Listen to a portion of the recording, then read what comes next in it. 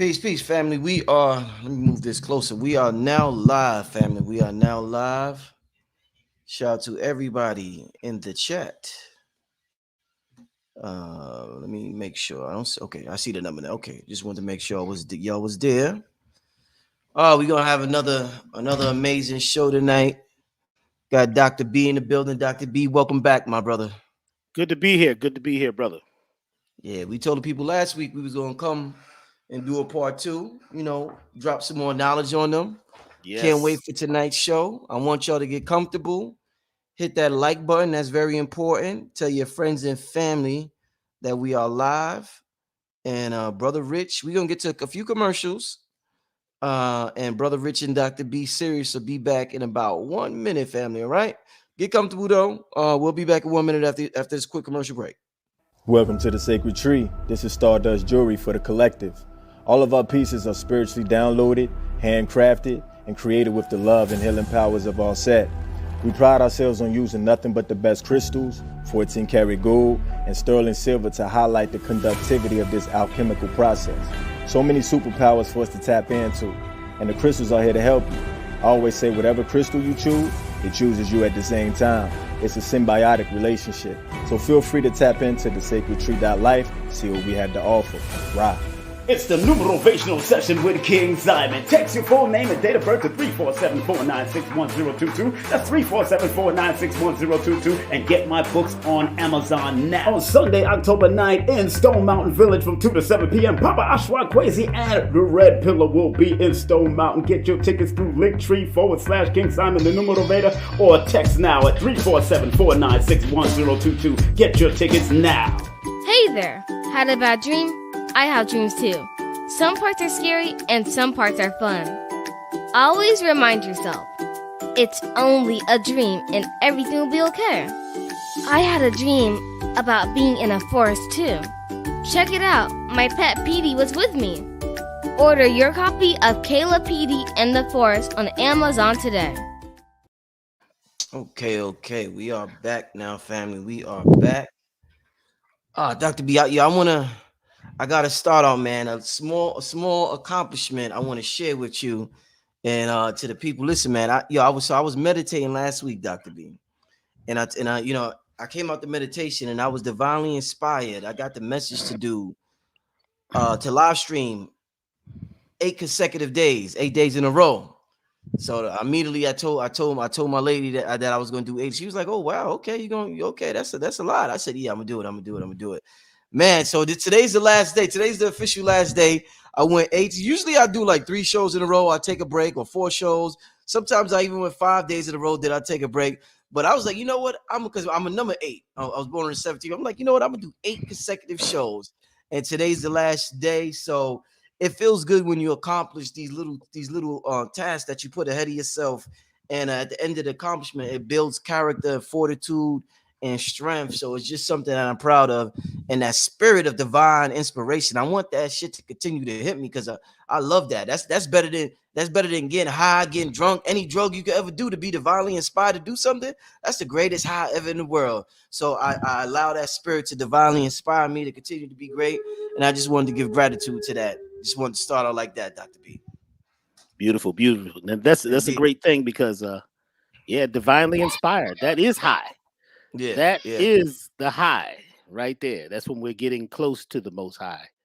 And we're connecting to the life force of all things and that quantum, vision, that quantum vibration, that quantum thing that envelopes us is the thing that we're looking to touch to get high, to get higher, to be connected. So congratulations, brother, on that 8. That 8 is a deep thing, man. Yeah. Just the 8 is deep because 8 is also H. So the number 8 is also H. So the 8th letter is H. Right. H is theta. Theta is eta. Eta is theta is Hya. It's a bridge in between worlds. So the theta state is in between sleeping and awake. It's the gap. It's the place of homeostasis between two places.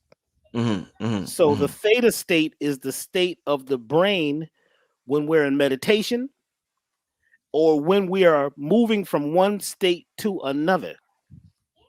So the 8, which they also say you turn it on its side, is infinity, right? Because you have one side where you're building, the other side you're destroying. You see, you can build and destroy with 8 because you're in between two places. That's the place that you go to reach into the nothing and create it into something. That's the place where we cross things over. It's like an altar. And if you look at a H, the letter H, you see it looks like a little bridge. Yeah, It's a bridge between two places. So when you're in that, if you're born in the 8, if you're born in theta, if 8 is your number, then you live in between two places. You can draw from both sides. You live in what they call the threshold. That's The threshold is the threshold, the place in between one. When you're going from one room to the other, and you're standing in the middle, they call it the threshold. threshold, right? That's the threshold, because the energies from both sides are available to you and pulling you, and you have to make that choice. So the theta, right, in that theta state, you get to make the choice to stay in theta or to move to one state or another state. But you have the power to build or destroy, to go back to sleep or to awaken. And what's interesting, we're in the theta vibration right now on the planet. We have the choice. Both things are happening. You know, it's all happening, and we must choose. This is the time of choosing. So that theta is deep. In a lot of the rhythms, like I play this rhythm when I talk about the 6/8 rhythm, it has to do with theta. You see, the eta. Wow. I mean, I guess that's going right into our show tonight. That was powerful. That was I'm glad you open up like that, my brother. Subconscious programming language. Oh man. So I guess people say, and we always reference Bruce Lipton. We reference him a lot. I always advise people to go check out his work. Amazing individual.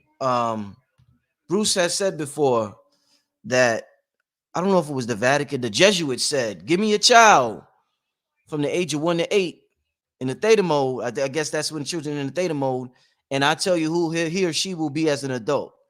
So this theta mode that you're talking about, is this the realm of the subconscious mind? Because we're talking about the subconscious. Let's start out like that. Is this theta, is this the realm of the programming realm of the subconscious, Dr. B, that we're talking about tonight?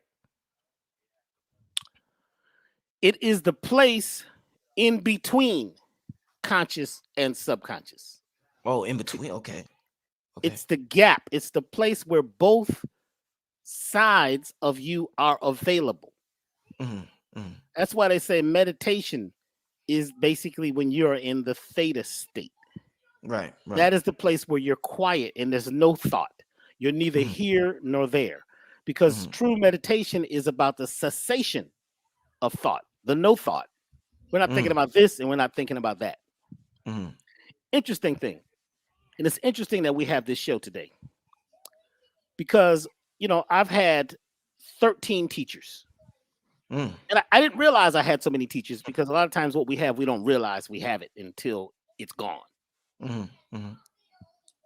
Today would be my 13th teacher's birthday or new revolution around the sun, Baba Dick Gregory. So I'd like to first say that, you know, we should give thanks to these people who actually did something no one ever did. Dick Gregory came along in 1996 and he grabbed me by the hand and said, I got you. He says, I need you to help me. You're going to be my herbalist and I'm going to help guide you. So I'd like to give it up right now to Baba Dick Gregory, who, by the way, you know, he did so many things that a lot of folks don't even know about, because a lot of folks didn't know about him until, you know, late.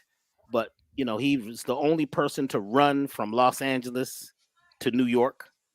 He was a sports hero at first. People didn't know that. He and his brother held and still hold a lot of sports records.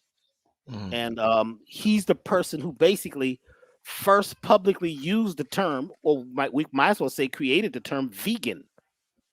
Mm. People weren't really using that term. He's the person who created what we call the protein shake, the protein drink. You know, because he was an herbalist too. He was into nutrition, very heavy. And there were so many things. He was the first Black person to actually be on a major talk show in the evening. Because, you know, Black people could be on shows back in the day as a musician or as an entertainer, but you couldn't sit on a seat and be interviewed. He was the first one to do that. But he did a lot of things. But what a lot of folks don't know is that he was a very adept metaphysician. And his thing was living on the 8, living on the bridge. He could live in a space in between worlds and see both sides. He could see both sides. And when you can see both sides, you can choose. But a lot of times we're what we call blindsided by seeing one way, based on the way we're programmed, based on the way our perspective. When you're able to see all around you, and when you're able to build based on everything, that's huge. That's powerful. When we were at Baba Dick Gregory's memorial, which was amazing, and I know some of you may have been there. First of all, it went on from like 11 o'clock at night to, I think it must have been 7 or 8. It was all day long, and it was people up talking about his achievements. I mean, I had no idea how many things he'd achieved that we never heard about, because he wasn't boasting. He wasn't talking about what he did. He was doing a whole lot of underground movements. And we didn't know that he was a chief, or I think they said he was a medicine man with one of the native tribes. And then he had connections with people everywhere. There were people there. I mean, one of the guys from CNN who had a talk show said that Dick Gregory got me the job on CNN. And even the statements that I say on CNN in the beginning and the end come from Baba Dick Gregory. But he was a person who came here tapped in. And the life that he went through as, you know, young was challenging. But that challenge that he went through, he was able to use it as fuel to build a great selfless life, because he was giving everything away all the time. Because when you're at that place where you can give it all away, you become a superconductor. And a superconductor is one that can give it all away and still achieve everything. It comes back instantly. That state is the state of theta, when you're in between. So I just wanted to say right now, you know, I like to thank, you know, Baba Dick Gregory, his family. You know, he was an amazing guide to me at times when I had no idea what to do and how to do things. And, you know, he was the one that told me, he says, man, you better make it fun. Otherwise, they're coming after you. I said, well, who are they? He says, don't worry about it. Just make it fun. Make it light. Give the information. So I just want to say that first. Now, and before you start, Dr. B, definitely Dick Gregory, rest in power. He was responsible for helping take my platform to the next level. I had a series of interviews I was doing with him in around the year 2016 to 2018. And he took this channel right here today. He took it to the next level, and my viewership went up, and he just helped propel me to that next level. And he always, when he wasn't cursing me out on camera, he always definitely told me about how valuable I was off camera. So salute to that brother, Dick Gregory. But go ahead.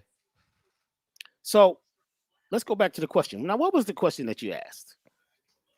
Well, I was asking about, is this data thing, is that the same as the subconscious? And then you said data was the link between the subconscious and the conscious.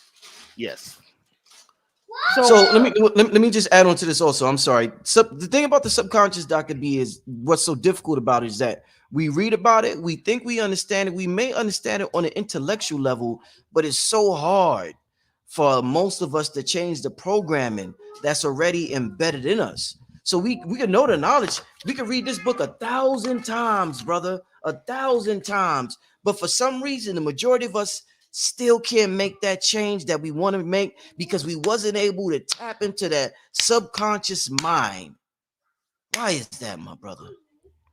Well, first we have to talk about what the subconscious is versus the conscious and the superconscious. The conscious mind is your will. It's what you desire. It's your ego. It's the you. It's the one that's, animating you. It's your basically kind of, you might call it your spirit, because your spirit is what, gives you your personality. The subconscious doesn't think. It doesn't know English.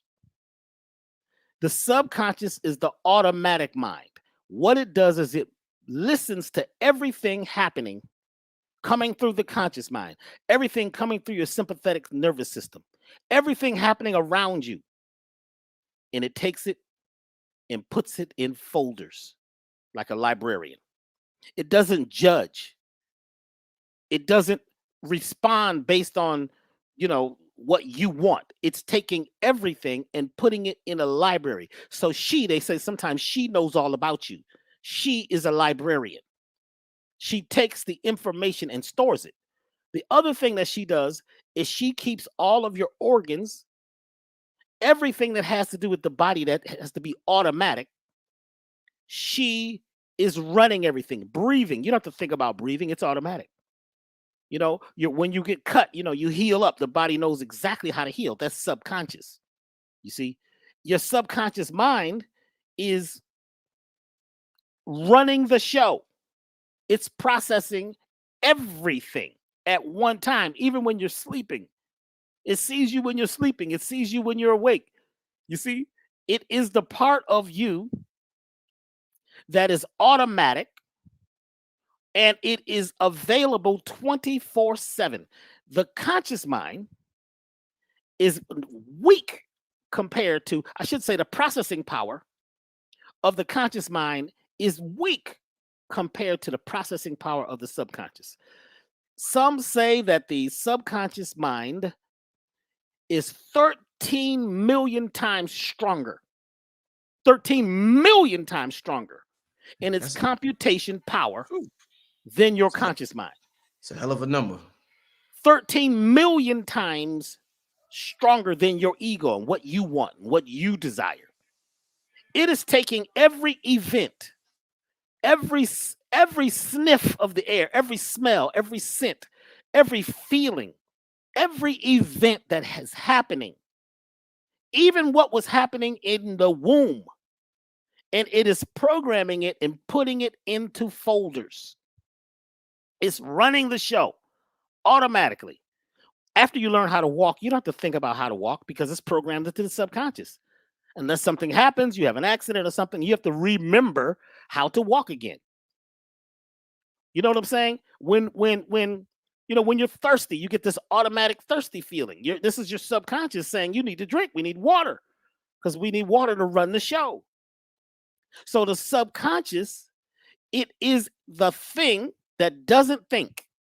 It doesn't care about what you want and your ego. It is a soldier or a librarian or a group of soldiers, because I'm going to break it down like this.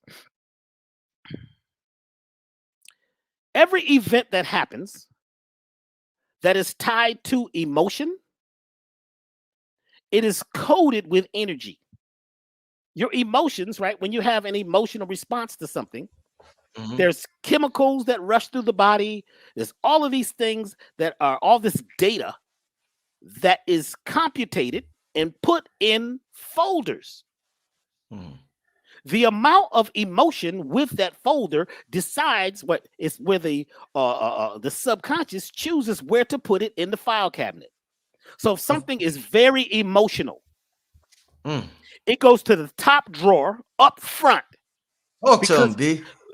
Because that particular thing is so important, whether it's positive, negative, good, bad, If it is strong, it has a lot of emotion, it must be important because you, which is the conscious mind, which is the commander of the ship, but the commander of the ship can't run the ship. The commander of the ship has got a crew member, it's got a navigator, it's got people that do all kinds of work to work the ship. You could be on a ship and have 10,000 people on the ship.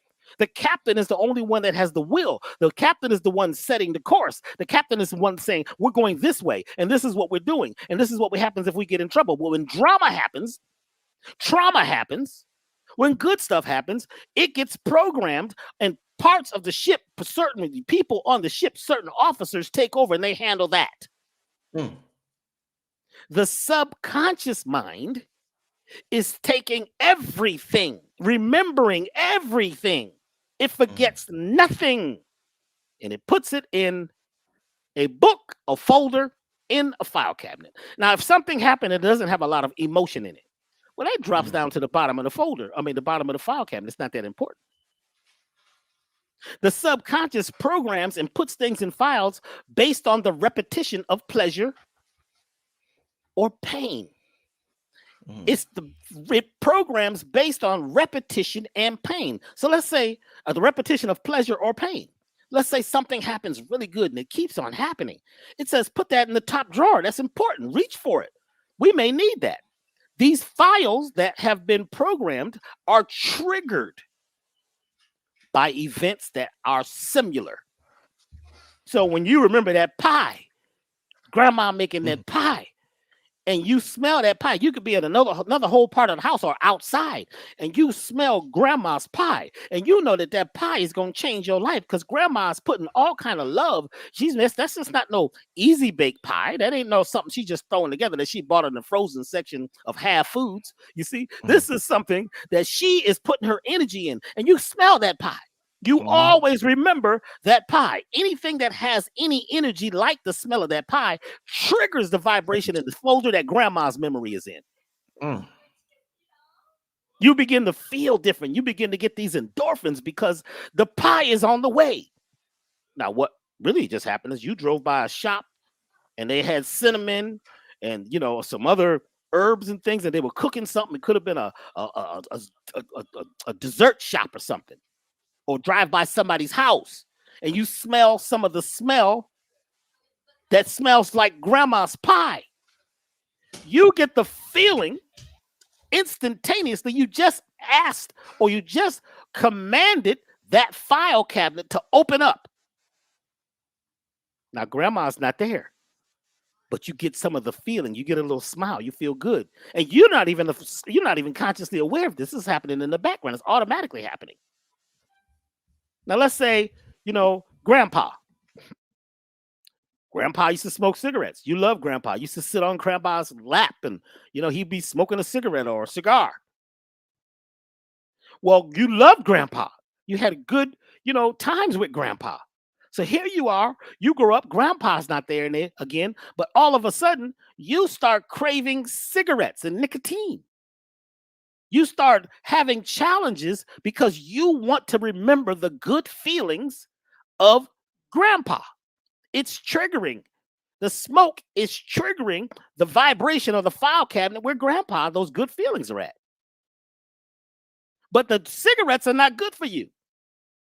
But all you know is you can't get off the cigarettes. You can't quit because there's an automatic program sitting in there that's remembering the state of consciousness in the environment that was happening when the file was created. Another one. There's a color called Santa Claus Red, which is Coca-Cola Red. Santa Claus is owned by Coca-Cola. Coca-Cola created Santa Claus, what you call the modern day Santa Claus. That color is patented. You cannot use that color Coca-Cola Red. Try it. You won't even see it in the spectrum when you're picking colors in a tablet or whatever. You're not going to find, well, you might be able to make it, but Coca-Cola Red is a special color. Did you know that you got a file in your head that says Santa Claus based on the color on seeing Coca-Cola Red? Well, Santa does all these great things as a child. You remember this. So now you see Coca-Cola in the store. You automatically like Coca-Cola. Coca-Cola is going to whoop everybody's butt when it comes down to, soft drinks, because people are remembering Santa Claus and don't even know that Coca-Cola Red is connected to Santa Claus. So that color signals a part of you that says, hey, I want some stuff for free. Santa, that whole thing is about getting something for free, going to bed early so you can come down the chimney. Whether this is true or not, your subconscious doesn't know that it's not true. Your subconscious is programming the smell, the touch, the feeling of everything. The whole experience is being bundled and stored as symbols in a file. So that part of your mind, it's not really even the mind. The subconscious is technically not the subconscious mind. It's technically the body mind. The subconscious is too big to be stored in your head. It's in your body. Your whole body. Even the auric field around you, what they call the magnetosphere. And for some people, even what they call the geosphere, which is even bigger, which is big as, you could think. If you could think 40 yards out, that your magnetosphere, your energy, your subtle bodies can reach as far as you could think. All the energy around you and in you is storing the information called the subconscious. Like I said, it doesn't think. It doesn't care what you want. It knows how it's programmed. So, for instance, you decide you'd like to break a habit. Well, what is a habit? Habit is something that is on a loop in the automatic mind. It's something you've been doing over and over. Remember, the subconscious is based on the repetition of pleasure or pain. So if you're getting pleasure out of something and you keep doing it, you encode and make the folder, right, for goodness bigger and bigger and bigger around that thing. You love it. It's the same thing about something disagreeable. Let's say you've had something disagreeable happen in your life. Or it didn't happen in your life, but you kept hearing about it. Check this out. You keep hearing about something that was terrible. The subconscious, listening to this story, cannot perceive or conceive of something that's not really happening. It's happening. Whether you believe it or not, this is deep. You're watching television. Did you know that if you see a lion, a tiger, a bear, a spider, or something that could cause states of fear on the television, or on the screen, or YouTube, or wherever, did you know that your subconscious thinks that that's actually happening? When you see a lion, you automatically, naturally going to run. But you don't run from the lion because your conscious mind, right, is suppressing the natural vibration to get away from the lion on television. Because subconscious is it's not programmed like the conscious mind. It's automatic. Its thing is to save you. Its thing is to get away from things that could be causing harm and move towards things that are actually going to be better. But sometimes what's better is worse, because something, like I said, the grandpa's cigarettes, right? Even though you love grandpa and it's a good feeling, the cigarettes are hurting you. So there's a little switch that happens in the brain between the two brains, and it's like a little war goes on. So if something happens good over and over and over, everything about it gets stored, the memory of it, and it is triggered because the subconscious is recording constantly. The subconscious mind is a recording device, but it also is a playback device. It is recording and playing back every event. They're all online, everything. There is no past. It's all happening. And it's triggered and causes you to have states of emotion or feeling by what? Sometimes you smell something, or you'll see something, or you'll touch something. And it will open that file up, and you will act out automatically based on what was stored in that file. So if it's something really good, you're going to have these states of consciousness that are elated, that are feeling good, because the file, right, or the energy that is happening in the environment is causing that file to open up. The subconscious knows everything that has happened in you. And I'm going to give you one more little piece. A portion of your subconscious was downloaded when you were a baby from your mother. There's a certain section of your subconscious that was given to you by your mother. So her feelings around things, her perception around things was given to you from your mother. She got some from her mother and her mother and her mother and her mother. So some of this is almost ancestral-like. It's not in the DNA, it's in the energy field. So you are not totally you. In fact, the subconscious, right? How can I say this? Who you think you are may not be who you are, because who your conscious mind thinks you are is only 5% of the programming.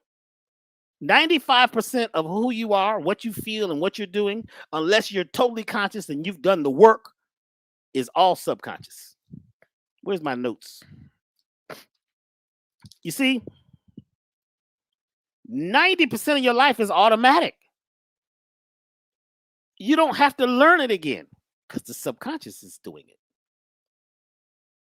So if something is triggering you in the conscious mind, and there's a whole folder or folders or a whole bookshelf based on the fear, the anger, or whatever it is, it unfolds. It's the repetition of things happening over and over, whether they're words, sounds, that programs that subconscious. So those states of consciousness, which we think we can control, are on automatic. The subconscious is the body mind. It has a lot to do with feeling, because everything that you feel is in the body. It's a feeling. I just got a feeling. You get a feeling that, it's time to go. I just got a gut feeling it's time to go.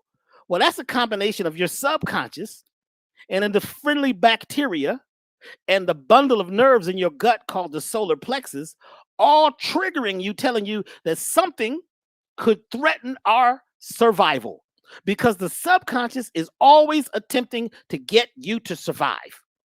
But there's a glitch. Let's say you're 5 years old and something happens and it's traumatic. You are the captain of the ship. So you have a certain amount of emotion around the event at 5 years old. Subconscious picks up the emotion that you're experiencing. If the emotion is a mood, then it's temporary. If the emotion is happening for more than 7 days, it becomes a temperament. You're thinking about it, you're feeling it, you're remembering it, you're feeling it. It becomes a temperament. If a temperament happens for more than 21 days, then it becomes a part of your character. When you do things over and over and over, say you do something 7 times. So like when I'm teaching people to play an instrument or whatever, or learn something new, you do it 7 times and the subconscious says, okay, this is something we need to record. If it happens 14 times, it says, oh, the program is deep, go broader, give it full spectrum recording time, turn the volume up. After it happens 21 times, it becomes automatic. This is why you could break a habit. You could break a heroin habit in 21 days, because that's part of your subconscious and your limbic system, all your nerves and your cells, which are being triggered by the drug. Not all drugs, but that's one drug that takes about 2 weeks to really break if you could stay away from it. If at 5 years old, you're triggered by something and it seems to keep happening because you keep thinking about it. You stay in the vibration of it. That mood has become a temperament, which has become part of your character. It's locked into a folder. Now, here you are at 25, and you would like to erase that program or change that program because whatever it was is not working out for you. It's not, something that's conducive anymore. Keep in mind, the average adult lives life as an adult based on the conclusions of a child. I want to say that again. The average adult lives life as an adult based on the conclusions of a child. The conclusions of a child. The average adult, how you're living, how you're acting, is based on the conclusions that you made as a child. What conclusions that you had? Your parents gave you a bunch of conclusions. What was good? What was bad? What's ugly? What's beautiful? What's tasty? What's not? You learn all your traditions, all your stuff as a child. It gets programmed in deep. Your parents are giving you like a pen that writes with indelible ink to write your story out, to write your script. It's like a movie. Your parents are programming you. They're attempting to, in their own minds, help you survive. Whatever. Depends on what kind of parents you got. They're attempting to give you their best, but what they got a lot of times, the program that they received was not the best programming. So most of us received a program as a child that says everything's going to be hard. It's a struggle out there. It's going to be hard to keep a job. It's going to be hard to graduate. It's going to be hard to get an A. You got to get an A. If you don't get an A, then use a dummy. You see what I'm saying? If you don't do this, then you're that. If you don't look a certain way, then you're not that pretty. You're not that good. And people that are dark skinned only get this, and what light skinned people to only get that. You get all of these stories and what religion you should be to be righteous, what God is, what happiness is, what joy is, what tastes good, what food is nutrition, what food is not. All of these programs were given to you as a child. All these ideas, which became ideals, were given to you as a child. And those conclusions, which may not be accurate, now you have them as an adult. And as an adult, you are living life as a child, and you're reacting and acting and pre-acting and premonitioning all these things based on the child, because the child now has a perspective that it passes on to you as the adult. And you, when you get of age, you have to begin to break the old programming. You have to be ready to break that spell. So the spell breakers come, right, when you now are beginning to be wise about your movements, wise about what you do, and realize that some of the stuff that you got from the parents, you got to get rid of because this stuff is poisonous, or it's toxic, or it's very good. Some of the stuff you receive from your parents is really good stuff. So your parents taught you how to live and how not to live. They showed you how to live and how not to live. They made missteps, and they were not perfect. They had stuff going on. We can't imagine what our parents were going on when we were children. But when you heard the news over and over and over, like when I was a child, it was all Walter Cronkite was on the air. It was the Vietnam War. And he kept saying, that's the way it is. And here he is, right? He's got on a trench coat. This is Walter Cronkite. He's supposed to be in Vietnam. They're showing palm trees in the back, right? He's supposed to be the greatest newsman in the world. He's got on a trench coat. And I'm asking my father, I said, Dad, how come the man, his name is Walter Cronkite? Is anybody else ever named Cronkite? What kind of name is that? You see what I'm saying? Crown Kite. It's like he's the crown. He flies the highest. He knows the most. And he's the king of the news. Right? But he's always moving the paper and always moving the mic back and forth, which is causing hypnotism, because he's causing the state of consciousness to go between the conscious and the subconscious. He's creating a theta state. He's taking you into illusion, right? He's taking you into the state where, there's cognitive dissonance. What they're showing you and what you're hearing is differing events that you begin to take that in as real because it's on television. You're being entrained. So my question to my father was, because I was always trying to figure things out. I said, well, why does he have on a trench coat? Isn't a trench coat worn in the winter when it's really cold? He's got this thing buttoned all the way up. Isn't it like 120 degrees in Vietnam? This is because he was in a newsroom right? With a green screen or a blue screen or whatever behind them, whatever they used back then. And we thought this was real. So we were reacting and what was being put in our programming every day, every night, 6 o'clock news, 7 o'clock news, the 11 o'clock news. People felt it was real because those emotions that they gave you on the screen, you programmed as a child as being real. You didn't know the difference. You didn't know. So the average adult is living life thinking that you're grown, but you have the conclusions and the ideas and the ideals of a child. You can see how people act. A lot of times people act very childish about things. You get upset about something, you have no real proof, but somebody told you it was real and they said it with a lot of emotion. Well, you like the, we're used to things coming as a lot of emotion because the preacher had a lot of emotion.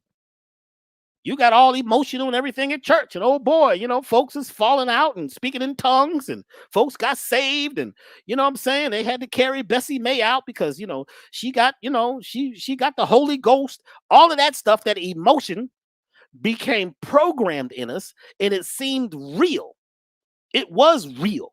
Whether it was actually what was happening in the spirit world, the child got that stuff programmed deep in us. So when somebody speaks in a certain way that reminds us of that, it's real. It's not factual, but it seems real. So we are living life as adults based on the conclusions of children. And we act and react based on the perception that we have been given, and keep giving ourselves. You could break all that. You could break all these spells. People do it all the time, but you got to be ready to be a spell breaker.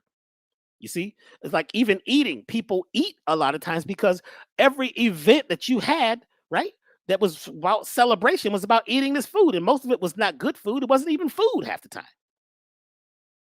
But that's love. That's what love is about. Love is you bring food to the event. So you remember the food. You remember all this. And that's why you got to do a Thanksgiving dinner. You got to go because that's love. That's family. It's almost sacrilegious for you not to eat and go to this Thanksgiving meal. Even though what Thanksgiving is about is a deep set of events that really goes against your survival. What it represented, it was not for you maybe. It was about thanks taking. Folks was taking stuff. You talking about Thanksgiving. It was thanks taking for somebody. What did the turkey represent? But to you, the turkey represents the love of grandma and everybody coming together. You see, so these events, these holidays and things are programmed into us as children. Come on, look at Valentine's Day. That's all about love. I had drama one time because I missed out on the Valentine's Day dinner. I was supposed to take my girl to Valentine's Day, and I had a gig I had to do. I was more excited about the gig than Valentine's Day. Do you know what drama I had because I didn't bring the flowers and the candy and do the whole Valentine's Day thing? Oh man. What love is, and the definition of love and hate, and what is family, what is a friend, all these things are programmed into us, but they're not natural. They're not necessarily that. That is just the idea that's been programmed through repetition deep in our subconscious minds. So if you do something, if somebody does something and it seems like something that happened a long time ago or something that you heard about a long time ago that had a lot of emotion, you act out. My highest choice is that I'm being clear. This is a challenging subject to talk about because it lets us know that we are not totally in control, but we think we are. The ego says that I'm in control. I know who I am, but who you are is a conglomerate. It's a bunch of stuff, file cabinets of information. It's just like, okay, lavender essential oil. When you smell a lavender essential oil, you calm down instantly as soon as you smell it. Why? Because programmed into your subconscious, the piece that you got from your grandparents and ancestors said that lavender, when they laid out in the lavender field or put lavender in their pillow or, put lavender in their bath or drank lavender tea, it calmed them down. So you automatically calm down because that program is very strong in your cellular structure. You have receptors on your cell that are looking for lavender. There are receptors on your cells that are looking to receive everything. Each receptor on your cell is looking for a certain thing. There's a certain receptor looking for sugar. There's a certain receptor that just smells chocolate. There's billions and billions of receptors on your cell that are picking up this information and storing it into your system. Most of your memory is in your tissue. The issue is in the tissue. Your issues are in your tissues. It's the cellular memory. For instance, did you know crying is good for the soul? Why is that, Doc? Because when you cry, when they take tears and put them under the microscope, they see these little small pieces of, they look like hairs. They're called dendrites. Dendrites are broken off little nerve endings. When you cry about something, let's say it's something that is grief, it's sadness, somebody's passed away. There's tissue in your body that's holding on to the memory of that event or that person or that thing.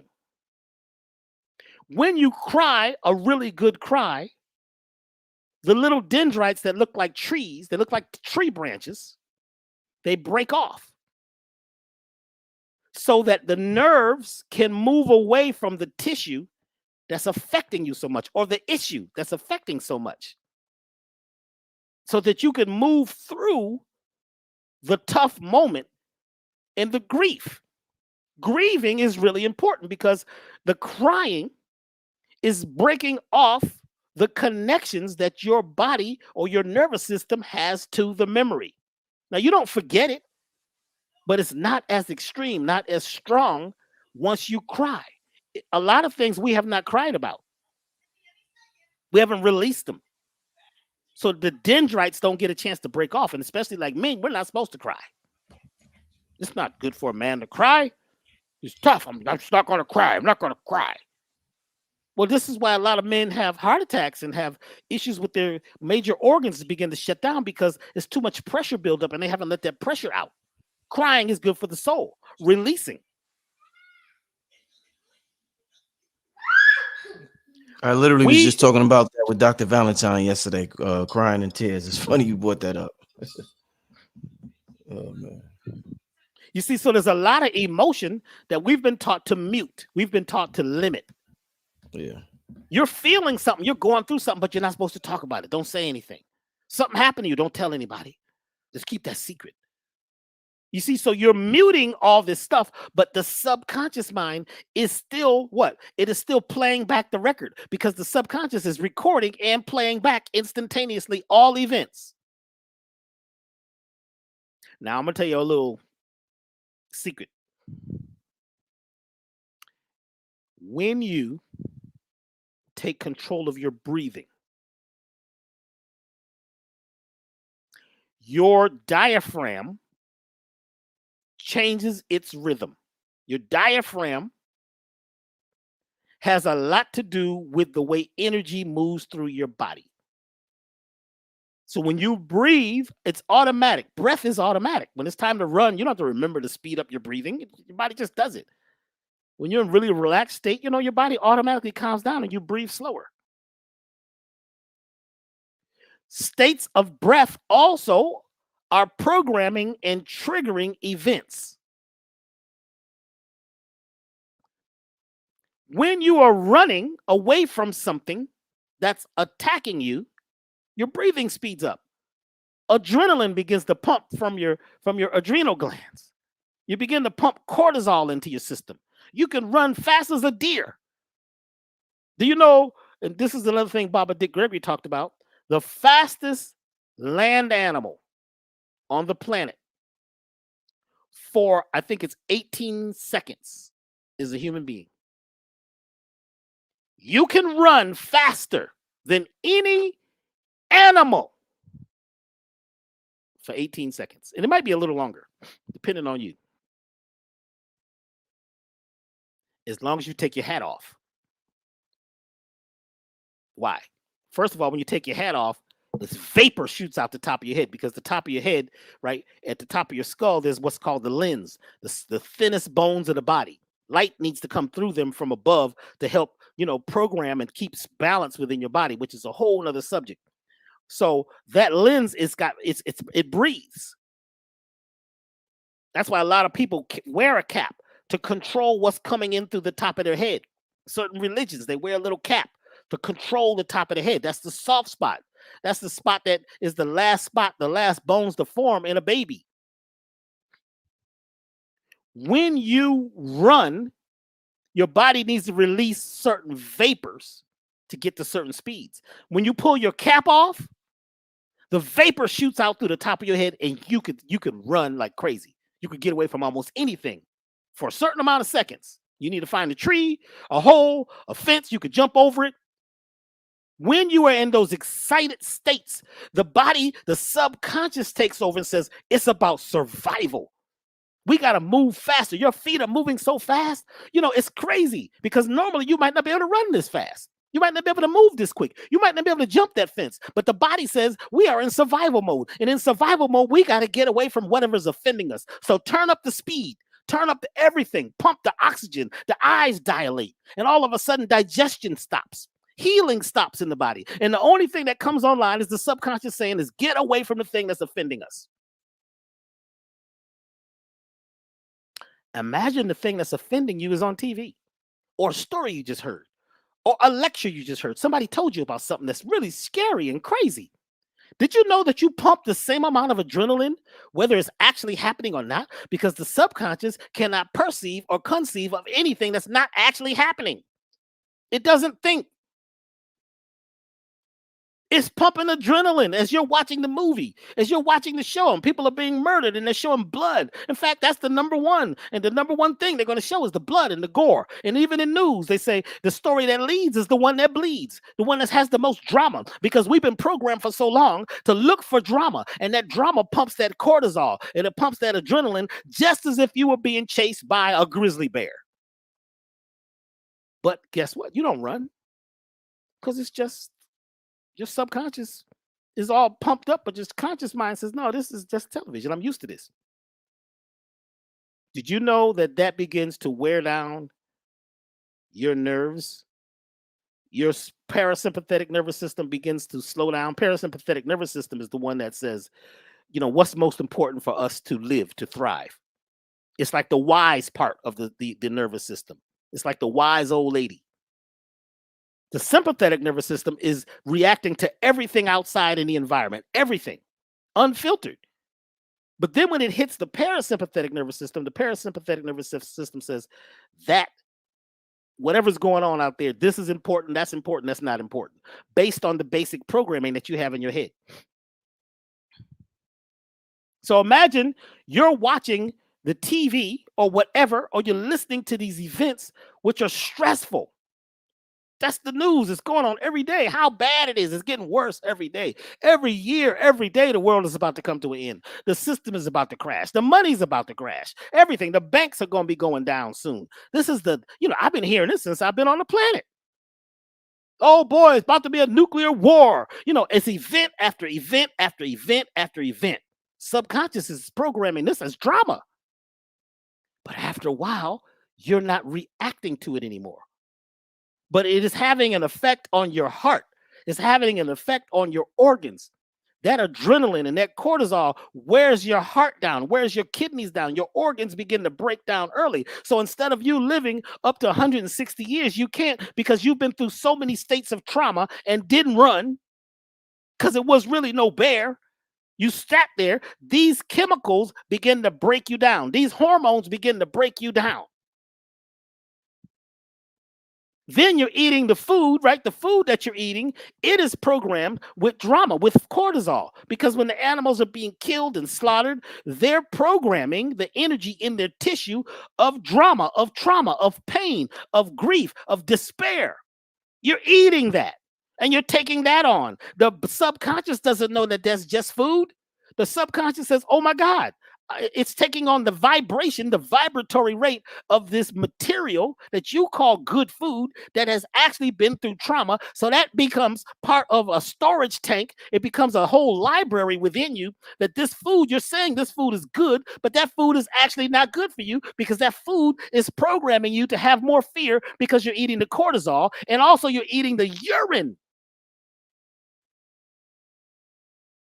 of the dead animal. What are you talking about, Doc? Well, the animal, when it dies, its bladder backs up into its tissue. That bladder, that urine crystallizes as what they call what? Uric acid crystals. They look like little shards of glass. That is in your body, the urine. You see, when you get upset, you get pissed off, right? What does pissed off mean? When you get really upset, you notice you have to pee soon after that?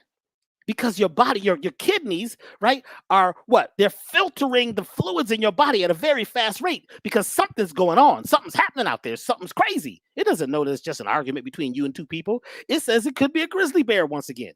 It's just an argument between you and a friend. No, that could be a grizzly. The subconscious doesn't know. So the kidneys begin to pump and say, let's get rid of all the fluid we don't need.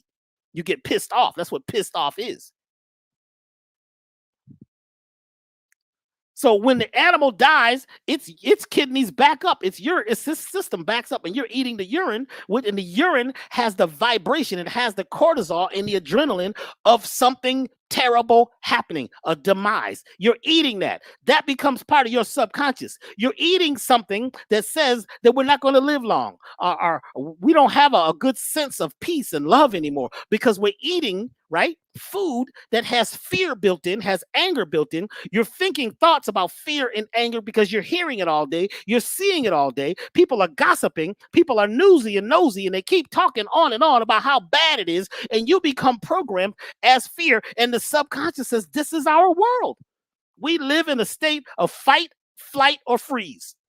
Fight, flight, or freeze. We're supposed to run, but we don't. Subconscious programs all of this. It doesn't know until the conscious mind takes over and begins to create on purpose states of love, peace, and harmony over and over on automatic. Remember I said earlier, I said that if you take control of your breath, the subconscious says, stop playing back old files and record a new one because the captain just took over the ship. Oh, this is so deep. When you begin to take control and be conscious of your breath, the rhythm of the diaphragm is now being controlled by the captain of the ship. So it's like the captain coming on the speaker and saying, now hear this, now hear this. This is your captain speaking. The whole crew on your ship, which is your body, every cell, every organ, every organelle, right? Every part of your body, your genes, your blood, everything is listening to the captain. The captain is speaking. The captain has got you breathing at a new rate. The captain has taken control, taken the wheel of the ship. So when you breathe a certain rate or you take control of the breathing, it tells everything else, the old playback tapes and the old stuff that's in the library, to turn down. It's not important. Record new events. Record. This is why you calm down when you breathe. That's why when you get into meditation, you got to breathe. You have to take states of, times during the day where you slip in these states where you breathe and breathe deeply, because usually your breath is being controlled by events that happened a long time ago that may not be even happening now. I'm not sure if I'm being totally clear, Brother Rich, so you're going to have to ask me some questions or something, because it's like this, and it's very challenging to explain this. I get excited because this is where the rubber meets the road, as they say in the country music. This is where the tree meets the earth. This is the whole thing. the subconscious, right? Once you can get control and understand the basis of the subconscious, you could change everything. Because if you were told as a child that everything is hard, everything is tough, the world out there is terrible, it's like that's the programming that you have, and that's what you live from. You live from a base of state of fear. We are not taught so much love. Even our languaging, right, doesn't have a lot of love and peace and harmony in it. Until you take control of that and begin to change it, you begin to reprogram your subconscious. Dr. B, we've been talking so much in the past couple of shows about this quantum field. What is the subconscious mind connection to this infinite quantum field that we talk about so often? The subconscious is the conduit between your conscious mind and superconscious, the quantum field, the akasha. The subconscious is the bridge between what you desire and what the quantum field has to offer, which is everything, infinite. It's infinite. But the subconscious is the challenge, because the subconscious is going to take what you say you desire and weigh it against the belief systems that you have, the programming. So, for instance, this guy came to me years ago when I first became a what they call a psychological kinesiologist. That's one of the things that I do, psychological kinesiology. This person came to me, and he had been in prison, and he went to prison because he was trying to survive in the hood, and his mother throughout his life told him that he was just like his father. His father went to prison for some things, trying to help the family survive.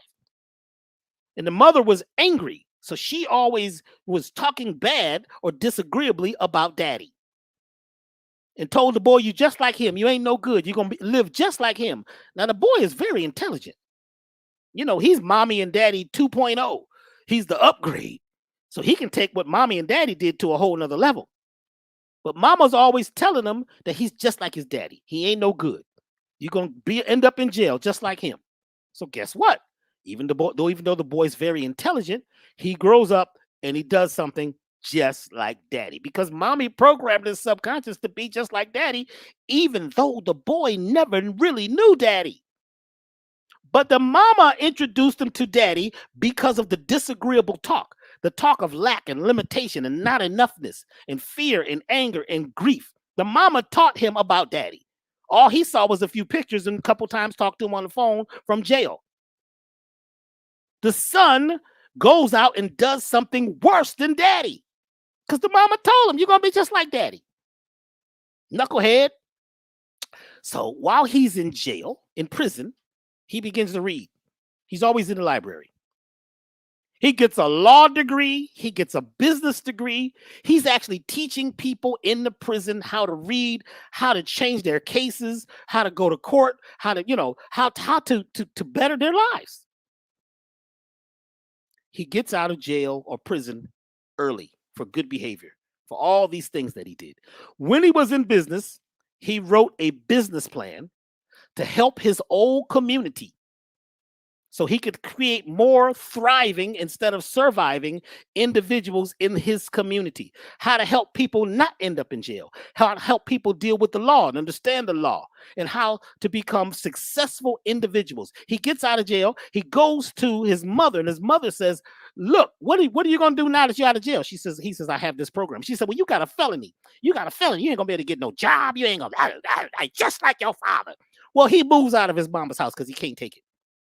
And he takes this business plan and he goes to all these banks and he tells the banks that he'd like them to be involved and sponsor this program. And they say, "Well, it's a really good plan, but you got a felony, you've been involved in trouble, we're a little afraid of you, and you're black and you're big and you got a beard and you got locks, so no, we can't do it." He finally goes to this one bank, and the bank is looking to come up in the community and help. The bank has got their name on bus benches and all this kind of stuff. The bank is talking about it's a community bank.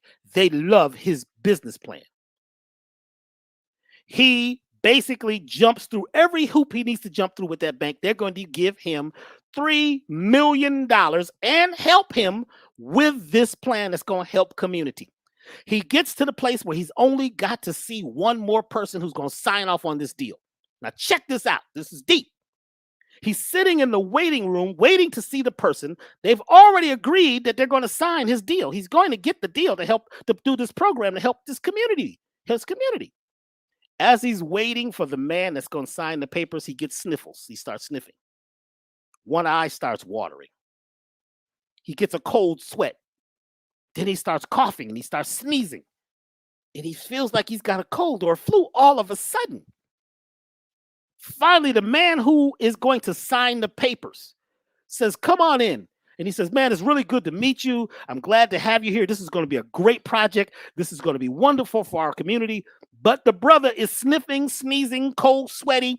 It just seems like something's wrong with him. And the man says, well, are you okay? He says, I don't, he can't even really explain. He can't talk because he's going through these states of whatever right now, illness. And the guy says, well, you don't seem too good right now. I'll tell you what, why don't you go home, come back in 2 weeks when you feel a little better and we'll sign the deal. Damn. He leaves.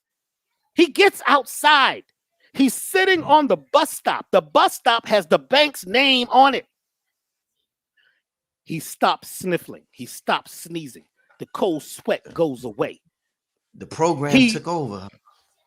The program took over. Damn, that was a hell of a story. Wait, I ain't done with the story yet. Hold on now. Hold on now. Go ahead. Hold on now. Yeah. He goes back home. He's depressed. Oh my God, I messed the deal up. And he says, no, but I'm going to go back. He gets himself together. He doesn't really have a cold or a flu or anything. He feels great. 2 weeks later, he's all pumped up, got his suit on, right? He drinks some tea, drinks some holy basil tea because he heard that holy basil will help with his nervous system, help with his immune system. And he's sitting there waiting for the man to come out. And he sits in the office and they say, well, who are you here to see? They say, well, I'm here to see such and such. They say, oh, well, he no longer works for the bank. He got another job and he left. This is the guy that's supposed to sign off on his deal. The person who's supposed to sign off is no longer there. The brother comes to me and he says, I don't know. He says, man, I heard that you can help with mental parasites, ghosts and things in my head. Yeah. Something is wrong with me. I need to get my mother out my head. And what we realized was that he was so engulfed, his subconscious was so engulfed in failure and dispute and fighting and war. And he was creating a sense and a space of illness based on him being like his father. He was the saboteur. He was the one who cut his own throat. He did this not consciously. He did it subconsciously because that was the program. His mama gave it to him through repetition. So we worked for, I think it was like maybe 6 weeks. He came to see me every day for almost 6 weeks. And I began to teach him how to reprogram and do what's called pattern interrupts. So we did breathing, we did this thing called the rubber band trick, where you take a rubber band and put it on your wrist. And every time you start feeling certain states of consciousness, you pop the rubber band, which begins to reprogram the subconscious because the subconscious doesn't really like pain. But sometimes you got to go through pain, right? And break through the glass ceiling, right? To get to the place of peace. Do you know? After we worked with this man, he did the parasite cleansing. He did everything. He was at the meetings, that we used to have at our place Elevation on Pico Boulevard in Los Angeles. And he comes back, man. He disappears for about 6 months. And he comes back and he's driving this fly-ass car. I think it was a Mercedes or something. He jumps out with this suit. He says, Dr. B, man, I just want to thank you. I said, what's happening, man? How you doing? He says, man, guess what? Guess what? I got the deal. This good dude goes on to put together this, one of the programs I think was My Daddy Cries Something. It was about men who've lost their children or who didn't connect to their children anymore. How he was putting the fathers back with the children. He was creating all these programs to help build community. He became very wealthy. I think if he's still there, he became big in Los Angeles. We helped him break the program. But in order to break the program, you got to be ready to go into the darkness. You got to be ready to go into the shadow. We got to go back in there and find out what's happening. And then we have to create an opposite force. See, emotion is energy in motion. Energy in motion tends to stay in motion until acted upon by an equal or opposite force. I'm going to say it again. Energy in motion, which is emotion, tends to stay in motion until acted upon by an equal or opposite force.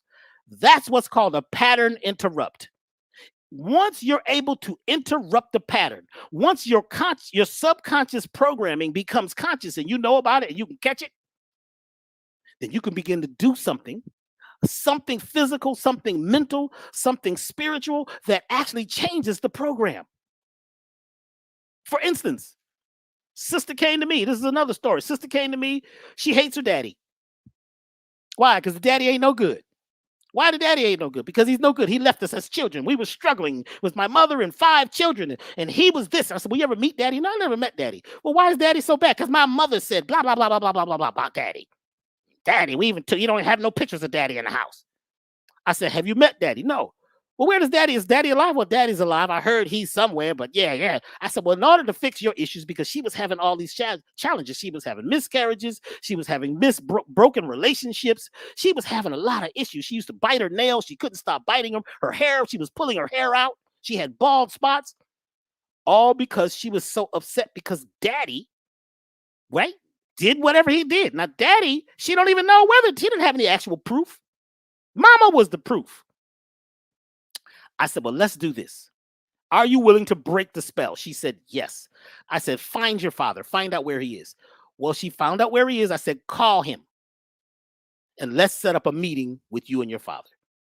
She calls and she says, I'm your daughter. And he says, wow, I know who it is. I'm glad you finally called. Listen, I'm going to send you some money and some tickets. I want to meet you and let's meet in Jamaica. So they go to Jamaica, Silver Sands, Jamaica, somewhere like that. And they meet in Jamaica and she meets her father. Her father grabs her and he's crying and looking at her. I'm so proud of you. And she's stiff. You know, she don't even want to hug him because she hates him. And he said, how was college? What would you know about college? You weren't there. He says, I paid for your college. She says, what do you mean? Remember that money that you got that just came in the mail that paid for your college education? That was me. You know the first bike that you had? I paid for that bike. The house that your mama has that she don't pay no mortgage in? I bought that house. You and all of your brothers and sisters have been being supported by me since the beginning. Excuse me. Well, why did you leave us? I was a Black Panther. And at that time, they were putting hits out on the Black Panthers. So I had to leave. They threatened you guys, the family. They were taking out the families of those people. So I had to disappear and fake my disappearance and death to save y'all. But I put together money for the whole family to live. I've loved you. It's hurt me so much. I now have heart disease. I've got all of these problems because I couldn't contact y'all, because if I did, I thought that it might, sometimes these organizations will take you out. He loves her. They talk. They sit by the beach. She gets a beautiful connection to her father. She finds out that she's a lot like him in beautiful ways. All of a sudden, she stops biting her nails. Her hair starts growing back. She becomes very successful because she got a new connection and she was able to break the pattern and break the spell that she was given about her daddy that was not based in actual facts. Sometime when you meet what you call the enemy, you find out that that is something in you that you have stored in yourself based on gossip, based on hearsay, third party, fourth party, fifth party, based on belief systems that may not be actual facts. But you've programmed it, and the subconscious now is reacting and causing illness, because the subconscious will cause illness. It'll make you sick. For a lot of folks, the subconscious is like the security guard. So when you go down in the file cabinet of the 5-year-old and you want to change that old programming, there's a guardian. Let's just call it an energetic guardian at the file cabinet or at each folder in your subconscious. So this stuff that happened, let's go back to 5 years old. You're ready to fix it. And you go to the file cabinet and try to open the subconscious file cabinet of the 5-year-old. And the guardian says, who are you? I'm me, and I'm back, and you work for me, and I want to fix what's happening at 5 years old. The subconscious says no. Do you know the code? Do you have the combination to the lock to get in? No, I do. It's me. If that was me at 5 years, well, you don't look the same. You don't talk the same. I don't recognize you. But I'm you. I'm 25, and no, you're not, because you don't sound the same. You don't act the same. In fact, your cells are not the same, because every 7 years, every part of your body renews itself. You're not the same person that you were at 5 years old. You have the memory, or what they call the miasma, which is the smell and the vibration of an event, but you are not that event. The only thing that keeps telling you that event is the program in your head. It's in your head. How are you going to get in this file to fix what happened at 5 years old? So you can run and jog and do yoga. You got your singing bowl. You dancing around with your sage and all this kind of stuff. The subconscious says, well, you can do all that. We got a tight program here, and we're guarding all the memories, because you as an adult, we still programmed around the issues that you had as a child. You haven't broken those habits yet. How do you get in? Guess what? Through the help of Dr. Bruce Lipton, he directs me to go take this course in psychological kinesiology. Psychological kinesiology has to do with muscles, muscle testing. And remember, I said the subconscious is stored in your body, in your muscles, in your system, your physical body. When you can get a yes or a no from your subconscious about any event, and when you learn what's called a language syntax, a special line of code that you can put in your subconscious, you change the program. It's like a computer. Every computer has a programming language. Once you know the programming language, you can change what the computer does. See, you have hardware and you have software. Software is kind of like your conscious mind. The hardware is that subconscious stuff. The software is almost like random access. But that hardware, this stuff has been stuck on the hard drive in your body. The hard drive is your body for a long time. So what we're able to do is we're able to find the back door of the subconscious and get in with, that file. And if I tell you right now that your muscles respond based on your states of consciousness, you will think about the lie detector machine. How does it work? They strap you up with all this stuff. Then they ask you some baseline questions so they can get a baseline to see, how the little graph moves, if something is the truth, something is not real. Then they ask you some challenging questions. And how that graph moves is based on muscle tension, based on breathing, your states of breathing. And what they don't tell you, they're also looking at your eyes. Your eyes have a lot to do with what you're thinking.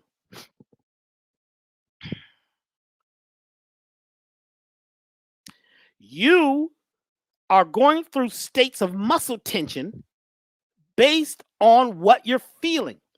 If something is factual, it actually happened,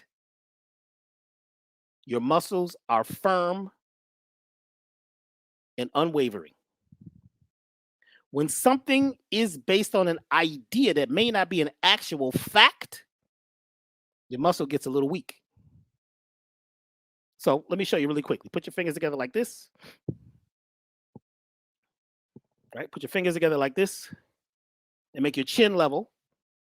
Chin level, eyes focused to the ground. And there's a reason why, and I'm going to talk about in the class on Saturday, why your chin must be level and your eyes focused to the ground. And think of something you like. And pull your fingers. They are very strong. It's hard to pull them apart. All right, now loosen your fingers a little bit. Now think of something you dislike. Pull your fingers, and they're weaker. Right? Say your name. Dr. B, it's very strong. If I say my name is Mary Ann, my fingers are weaker. A lot of times, if I ask a question about something you believe to be true, and we ask the subconscious by getting a yes or no through kinesiology, we can find out, is that an actual fact or is it just a belief that you have? And I did this experiment in LA. A lot of times I had like preachers would come to me. And I say, you believe in God? They'd be like, yes, brother, I believe in God. Yeah, of course. I speak the word. I'm the man of the cloth. I said, well, put your fingers together. Or we do it sometime with the arm. We can do pressure on the arm. I said, well, say, I believe in God. And we do this muscle testing and the arm will go weak. I thought you said you just wait a minute now, Dr. B. You put more pressure on that. You messing with me now. No, let's do that again. I know I believe in God. Your ego does. The subconscious says, no, you don't. We don't even know what that is. Because what your subconscious is programmed with and what you believe to be so is two different things.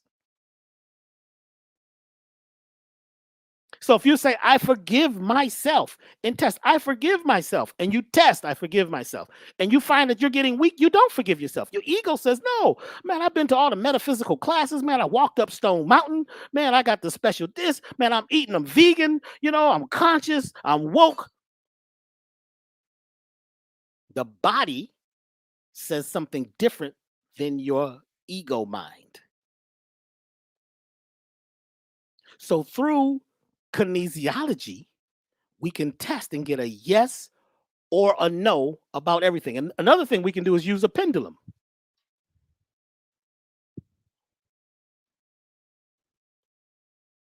You can use a pendulum. Once you know how to program your pendulum, which we're going to talk about on Saturday, you can get a yes or no about anything, because this is kinesiology too, because energy is coming out of your right arm down into the string and it's affecting the thing. This is actually a crystal. This is a jade, ancient jade crystal. Actually, it's a serpentine, which is a very special type of stone. But we can get a yes or no out of almost anything.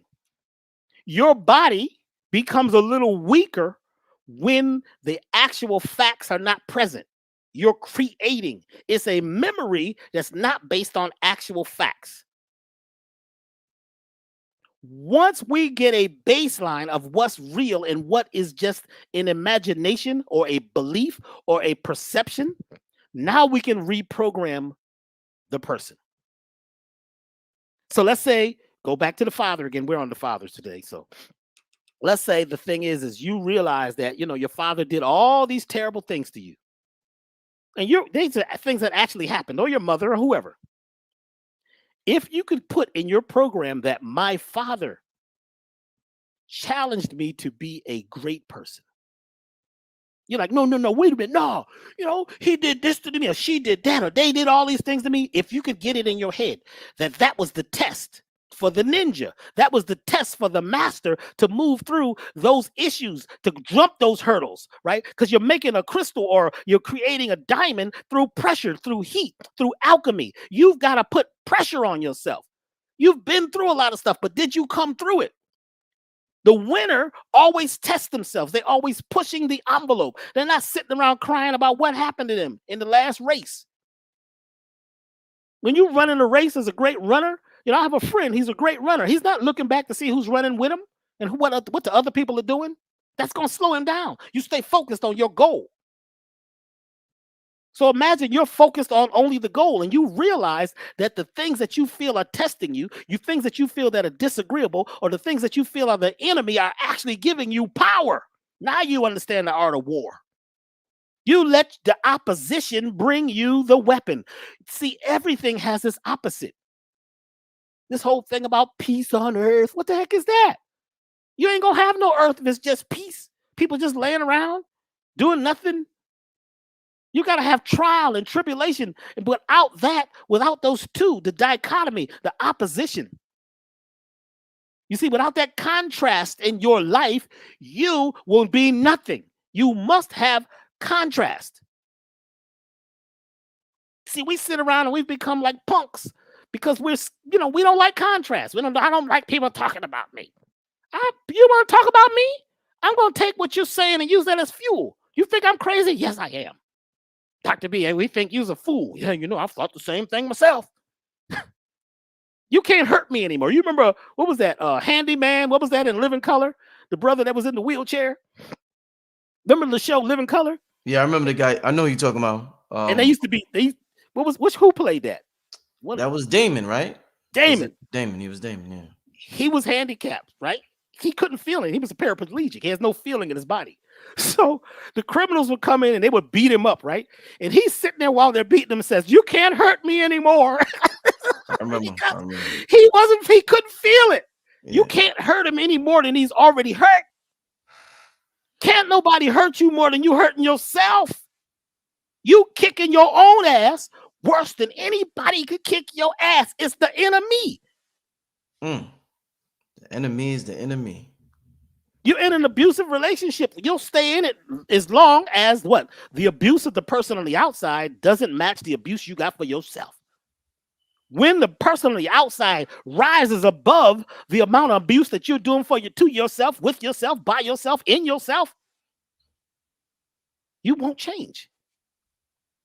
But if you keep talking about the enemy and what they are doing, you give they the power because they becomes God. What are you talking about, Dr. B? T-H-E, the. Whenever you say the or the, you're basically talking about the creation. The dog, the creation, is a part of the system, the universal God of all things. Whenever you say the, they, any of that, you're giving it the power of a God thing. It's a part of the God thing. So when you say they, what they are doing, and we use this, and this is a good one, what they are doing to us. Now, you might have gone to a lecture or a class and didn't even know what they were doing. You live in a cabin. All you know is the stream is beautiful, and you see Bambi every morning. You make your firewood, you drink your yerba mate tea, or, eat some passion fruits because they come in the fall. They're out there growing right now. There's some goldenrod tea. You're living a very peaceful life. And you go into the city every once in a while. And when you get to the city, it's drama. People talk about how bad it is. It's terrible. You didn't know anything about it. So unless you live in a peaceful, blissful state, you will allow the perceptions of the city to affect you. And it infects you. If you could create the peaceful place within yourself, then what's happening outside won't affect you until it comes to your door. I remember one time I went to a lecture, man, and this is when I first learned about the reptilians. Man, I left about it there so scared. I'm looking at the news and it looks like the president's eyes is turning into reptiles. I mean, I didn't never hear about this before until I heard about it. Then I went and got all the books of David Icke. Oh boy, the reptilian agenda. Everything was reptilians. And you're supposed to get some little plastic dinosaur or some plastic, lizards and put them on an altar to keep the reptilians from your house. And one day I went home and I was telling my father about this, and he was sitting, he was listening, drinking his tea. He used to drink his decaffeinated coffee. I didn't understand. Well, why don't you just not drink coffee if it's decaffeinated? Well, it ain't coffee. But anyway, we're sitting here drinking this Maxwell House Actually, this is Halfwell House because it's only half a coffee. Anyway, we're sitting there and I'm telling him about the reptilians and all this stuff. And he's just as calm. He's breathing. He says, "So you really believe this stuff, huh?" I'm upset, man. Man, I got army clothes on now. You know what I'm saying? I got reptilian repellent. I got the books in my suitcase. And he says to me, he says, "So as long as you believe this is real." Well, Dad, do you believe it? He says, "Doesn't make any difference what I believe.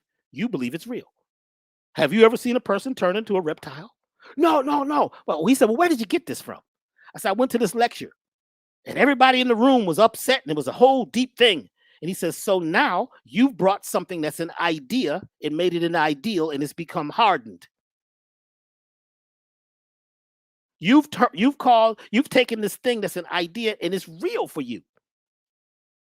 Until you realize that may not be real for you because you haven't had an actual experience with some reptilian beings. Until you get that and you're able to reprogram yourself and find peace, you're going to be haunted forever. I was pissed at my father. This is what I'm talking about. You'll never believe me. He says, listen, I've been around a long time. I've seen a lot of things. And I also asked my father about racism. And this is very interesting. I'm always talking about racism back in the day. I had on the army clothes, you know, the boots. I'm militant. I was a militant for real. We weren't talking about stuff. We was doing stuff. Okay, it's a difference. So my father says, you're really into all this kind of stuff between the reptilians and, you know, the militant thing. And he says, what you are, you're a rebel without a cause. So what do you mean?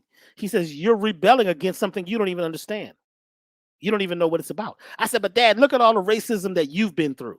Now, I was with my father when they did and called him some racist things. I was with him one time where they surrounded the car. You know, me and him was out in the country ride and the car got surrounded and it seemed like they was about to take us out. Till my father waved his hand and did this special little thing and they all kind of went into some type of state of consciousness and drove away. I don't know what he did, but he waved his hand in a special way. And I said, Dad, but you know that these people are racist. He says, well, that may be, but I have never experienced racism. Oh man, do you know the sweat broke out on me? My father, what is wrong with you?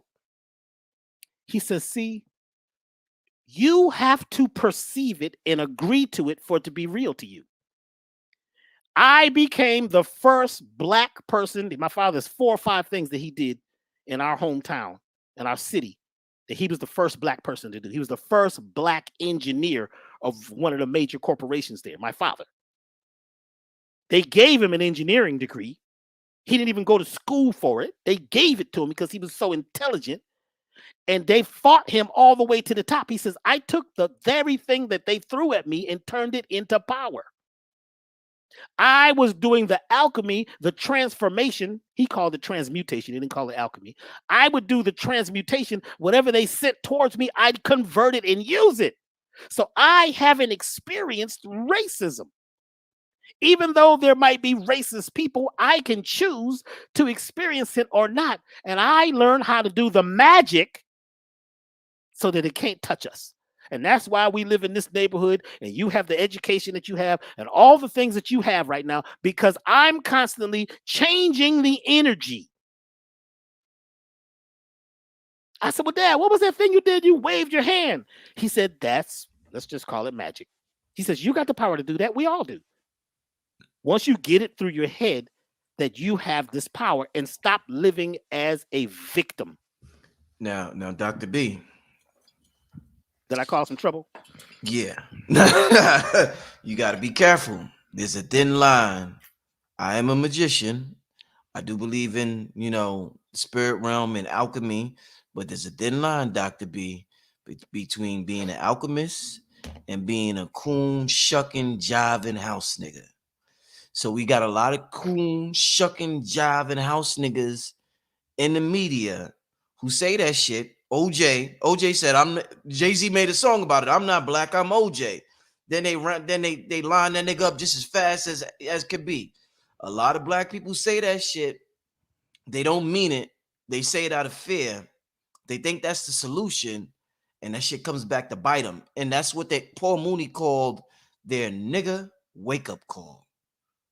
So that works, but with our people, you got to be careful when you say that, because it's a thin line. You could get caught up out there, Dr. B. Now tell me what you think about it. First, I didn't mention anything about being a coon. No, I know you didn't. But I'm saying we have to realize that we all have certain powers that are latent in us, and everything is energy. It's not what's happening. It's how you perceive it and how you use your energy, how you move. Stuff is happening. There is ugliness out there. There is what you might call evil. There are beings that are like wolves and, creatures that are attempting to suck your energy. When you are sure of yourself, when you are courageous, I'm not talking about a huge ass ego. I'm talking about you're courageous and you're centered in yourself. You have a better chance of getting through the storm when you're more flexible. Because like the flower that's in the wind during the storm, the one that is flexible after the storm, that flower is still there. The one that's stiff and stern and angry and it's always and you're always fighting a war, even when there's no war going on. Yes, there are forces out there that will take your ass out. Like a dog can smell fear. They see yellow. A dog can smell it. But there's a way you can look a dog in the eye. Actually, you look away and look down. And change your vibration. Change the way the essence of yourself is. That you can create a vortex. We're creating a vortex. And that vortex is either working for us or against us. So there's this energy moving around you like a tornado at all times. It's moving. What I am saying is that we have a chance to convert things. That doesn't say that things are not going to happen to you that are challenging. That's not to say that you're not going to get sick or go through a disease or somebody's going to do something to you that could hurt you. That could happen. I'm saying that once we get to this place where we live and we become the soul man, the soul woman, and stop joining into a bunch of stuff that really don't have nothing to do with you. Some of these arguments, right? Some of these things that you're existing in, you're bringing to yourself. You're attracting it. Things are going to happen anyway. Yes, things are going to happen. Yes, it's going to be challenges every single day. It was a challenge for me to be here on this call with you today. A whole bunch of things happened today. I was focused on being here. And I got here just in time. And see, it was really weird because usually, Brother Rich said we're going to be on at a certain time, but a whole bunch of stuff is happening in his world. So it's like 10 minutes later, 15 minutes later. I get here today and I'm sitting down having my tea and he's sending me a message saying, bro, we on. And what's happening? I'm not ready. Yeah. I haven't fixed my hair right. I haven't got the right Dr. B hairdo yet. You see, it's kind of afro-ish. But I was focused on what? A destination. And here's the key. When you realize you're the captain of your ship, when you get to the point where you realize that the whole journey is about you, you must first have a destination as the captain. Where are we going? We're going to Australia. Now, how should not come yet. It should be what first. Then you're going to need why. Here we go. You'd like to get from A to B. You'd like to be wealthy. You'd like to have a new house. You'd like a beautiful love life. Or you'd like to, move past the states of illness and disease. First, you need to know what is it that you desire. And Brother Rich, this is the biggest thing I find with clients. When I ask them what it is they desire, most of them almost can't explain it. It may take time for them to say what they do not desire, or what they actually desire. For instance, I have some clients who are celebrities, and this one is one of the top motivational speakers there is. He's one of my clients. I'm his coach. And he says, when I first meet him, he says, Dr. B, I don't know why you're here. I don't need you. And his daughter hired me to help him. I don't need you. I said, what do you mean you don't need me? He says, well, I didn't call you. I said, well, your daughter did, so I'm here. So he says, well, look, let me tell you something, man. It's something I say every day. I get up every morning and I stand outside and I look up at the sun and I say, I have beat cancer. I have beat heart disease. I have beat liver disease. I have beat diabetes. And he goes down the list and he's pumped up. I have beat high blood pressure. And we halfway through, I said, sir, stop. I said, stop. He says, what do you mean stop? You don't stop me. You know who I am? I said, I know who you're not. I said, and I know what spell you're putting yourself under. He says, what are you talking about? I said, you just wound yourself into a spell. You called disease to you. He says, what are you saying? Because you said, I have beat cancer. I have beat blah, blah, blah. I have beat. Do you know when you mention the problem pops up and your subconscious says, here it is again. We're going through it again. It don't hear the word beat. What does beat mean? That means it's a rhythm. I'm in the rhythm of cancer. I'm in the rhythm of heart disease. Cancel, cut, delete, and clear. All of that. I got to say that to stop that program so it don't build up in me. Cancel, cut, delete, and clear. He said, well, what am I going to say in the morning? Since you're so smart, since you think you like, he's got an attitude, right? I said, why don't you just get up in the morning and say, I'm grateful to be healthy. He says, huh? He says, what do you mean? That ain't got no thing, ain't got no rhythm on it. I can't get, because, a lot of us, motivational speakers, you get into a vibe like a preacher. You got to have that got to keep it going. It's got to be rhythmic. There's no rhythm in, I am grateful, I am healthy. He said, that's too easy. I said, try it for 7 days. The only thing you do for 7 days when you wake up is say, I am grateful, I am healthy. 7 days later, I get a call early in the morning. This you, Dr. B? I said, yes. He says, listen, I need to see you right away. Man, what's going on? What are you doing? He says, get out to bed right now. I got money on the table, man. Come see me. And he gets up. And when I came before, he's walking with a cane. He's not walking with a cane.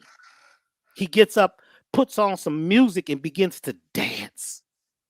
He says, bro.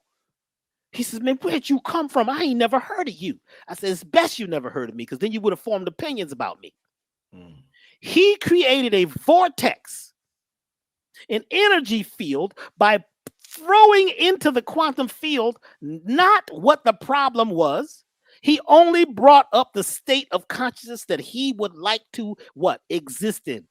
He created the material from an idea. Your ideas are waves. And when the waves get the quantum, when they vibrate in the quantum field, they create material.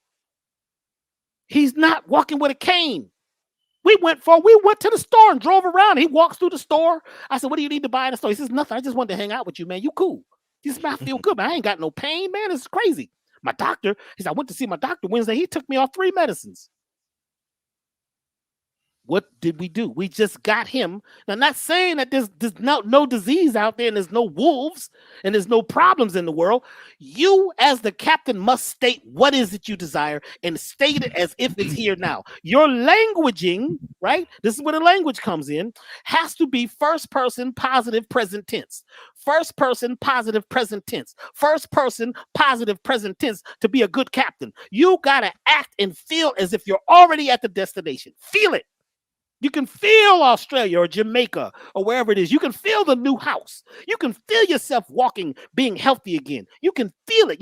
You build up this state of consciousness and you fake it until you make it. And guess what? The subconscious says, oh, we got a new program. And you, through repetition, keep what? Breathing this new program through your breath, which is the ah. I am. That's first person. Grateful. That means full of greatness. I am healthy. I am grateful. I am healthy. Say it every day. Try it. This is some deep medicine, but it's so simple. You know what I'm saying? You ain't got to read 1,000 books. You can just take this one thing and change your whole life. You're talking about you want to be married. I get a lot of, sisters coming to me, I want to be married. I say, are you married? No, I'm not. Ain't no good men out there. Well, you can forget it. You might as well leave. There's no good men. Well, all the men are blah, blah, blah, blah, blah. Well, you believe that, don't you? So that's the truth. So get out. No, ain't you going to change that? No, I can't. Because you're not married to yourself. You got to be evenly yoked with yourself. You got to be marrying material. Would you marry you? Well, would you marry you in this state? Do you really love yourself? Do you trust yourself? Because your subconscious mind cannot perceive or conceive of anything outside of self. So what you're saying about people and about they, you are internalizing. You have now become the enemy. You are the government agent. Oh boy, where we go, Dr. B? Conscious government agent, huh? What we talking about? What we talking about now? Without pay. Ain't even getting paid. We about to get in some trouble now, bro. Some good trouble? What you mean I'm a government agent? I told this brother one time, I said, it's the problem with you. And he was my partner. He's my business partner. We're in the herbal business together. I said, the problem with you is you're a government agent. He says, what you mean? I ain't no government agent. He gets all upset. I said, look how you acted. We didn't even break down what government was. Let's talk about what the government. The government means that you inside yourself are governing your actions. You keep talking about how it's going to be so hard, right? And what the government's going to do, they're about to take herbs off the map. Herbs is going to be illegal. They're about to get rid of vitamin C. That was his talk. I said, well, that's it. We should forget it. Let's quit. But you're being a government agent. You're not in control of your government. You're not governing yourself. You're not the president. You're not the mayor. You're not the CEO of your life because you're caught up in what somebody else is telling you, causing fear. So you already see loss and pain. We can't be partners no more because you're an agent of a government which is out of order.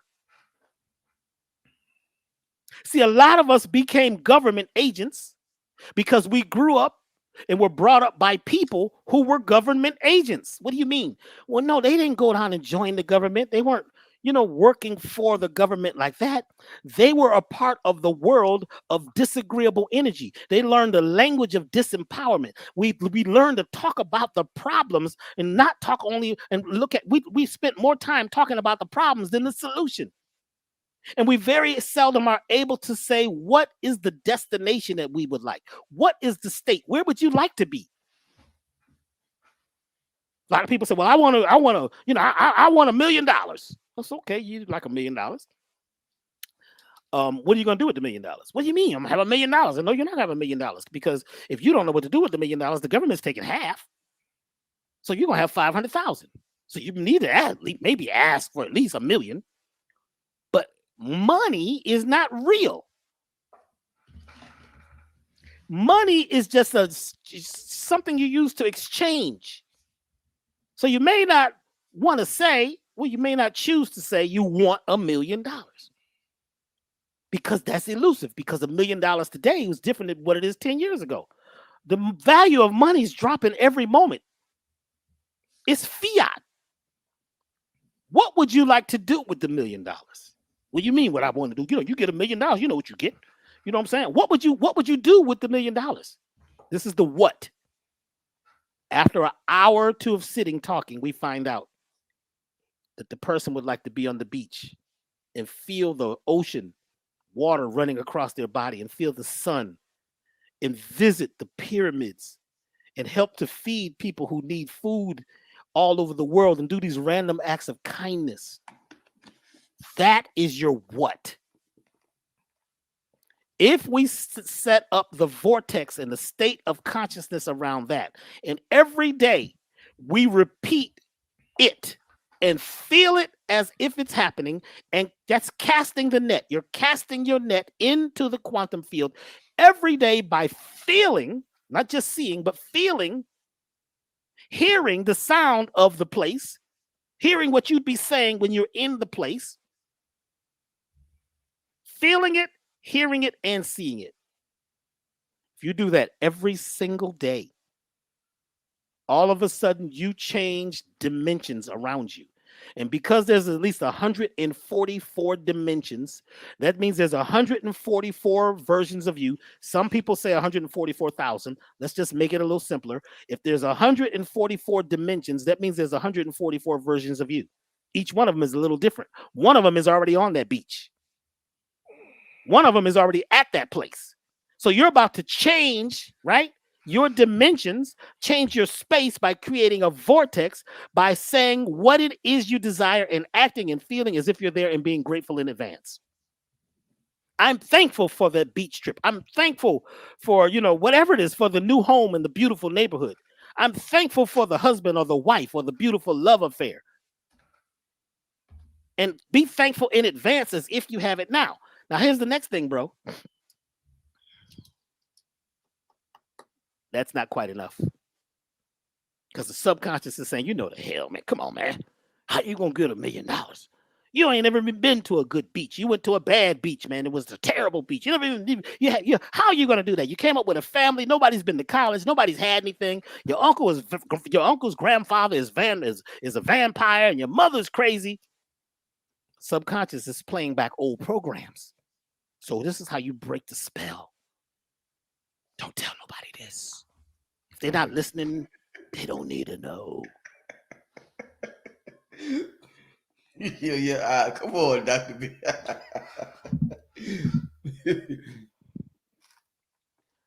Once you are able to feel, hear, and see yourself in the state of your desires, you begin to think from the desire. You begin to think from it. Because in your subconscious, you created a vortex, and the subconscious thinks it's actually happening. You're thinking from it. You're not thinking about it or to it, you're thinking from it. The next thing you need to do is put in your program why. Your why is your fuel. Oh man, this is a good one. Why would you like to be sitting on the beach? Why would you like to have this beautiful house or this beautiful love life? Why would you like to be healthy, wealthy, and wise? When you get your why together, and the why becomes bigger than you, because see, check it out. A lot of our what is based on greed. You ready for this? You become greedy when you're in survival mode. That's greed. A lot of countries and states and nations and people they're in survival mode, so they're greedy. So whatever they can get, they want it all. We're going to take all the water. We need water. We're going to take it all. We need money. We're going to get all the money. It's going to be about me, me, me, me, me, me, me. That's greed. When it becomes about aspiration, a spiraling energy. It's a spiral. It's spiritual. It's a spiritual. Spiritual means spiritual. A spiral is the only shape that can touch everything. When you are spiraling, you are moving along with the vibrational energy of your helix, the double helix of your genes, the way the planets and stars move. Everything here is a spiral. When you begin to spiral by saying something like, well, we'd like to be on the beach and have the beach house because behind the beach house is going to be a retreat center. But we're going to take children who have been through whatever, and we're going to help teach them. We're going to help people who've been through challenge and disease, and we're going to do projects to help people who might have less. Now you moved from greed to aspiration. So now you have your what. And your what is not just personal for you. So when you say, let's just put this one in the air. I think I've said this before on the show. If you just repeat, I am healthy, wealthy, and wise, or I allow myself to be healthy, wealthy, and wise, the subconscious may boot that out after a while. Because it's just, you're tripping, man. Healthy, wealthy, and wise. You know, you ain't from no family that has that. Everybody in your family got blah, blah, blah, blah, blah, blah, blah. But if you tag it, you ready for the tag? I allow myself to be healthy, wealthy, and wise, and assist others in doing the same, while helping others do the same. You just took a personal want and a need and took it from greed and me, and spread it out.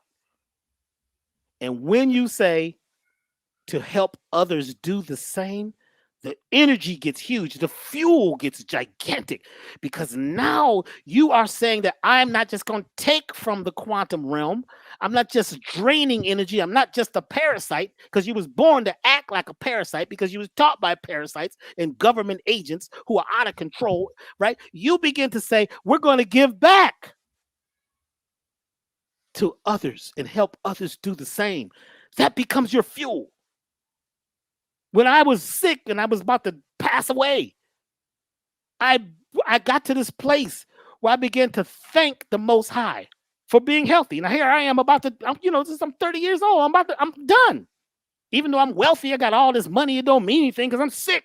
Because I've eaten myself to death. And I've been in grief and sad and depressed and drugged out. I've been killing myself. It wasn't until I said and began to repeat that I was thankful for being healthy, wealthy, and wise. And then I said to the Most High, I says, please, when this happens, I'm going to help other people for the rest of my life. I will spend the rest of my life helping other people get over their drama, their trauma, helping people heal. And I was thankful to the Most High, to the entities, to the angels, to ancestors. I kept saying, I'm grateful to be healthy, wealthy, and wise, while inspiring others to do the same. What I am doing is inspiring other people to do what is, everybody has the ability to do this. When you have your what, you have your desire, and you live as if the desire is happening now, and you live from the desire. Imagine the desire has already happened. And then the why are you doing this thing? Why do you want the money? Why would you like to have a beautiful, loving relationship? Because I'd like to have wonderful children and help other people and be a role model. Your why becomes really broad when you start saying it's not just about me and a few people. We'd like to help everyone. Now you become an altruist. When you become an altruist, you're doing what you're doing because you're here to help and assist others, and it's not just about you and greed. All of a sudden, the floodgates begin to open. And when the floodgates open, your vortex, your energy field grows, because all of the entities and energies for good in the universe begin to work with you. Because right now it's a conspiracy between you and the entities, or you and whatever's outside of you. You know, your conscious and your subconscious, your positive and your negative. It's a conspiracy. It's a war going on. It's a fight.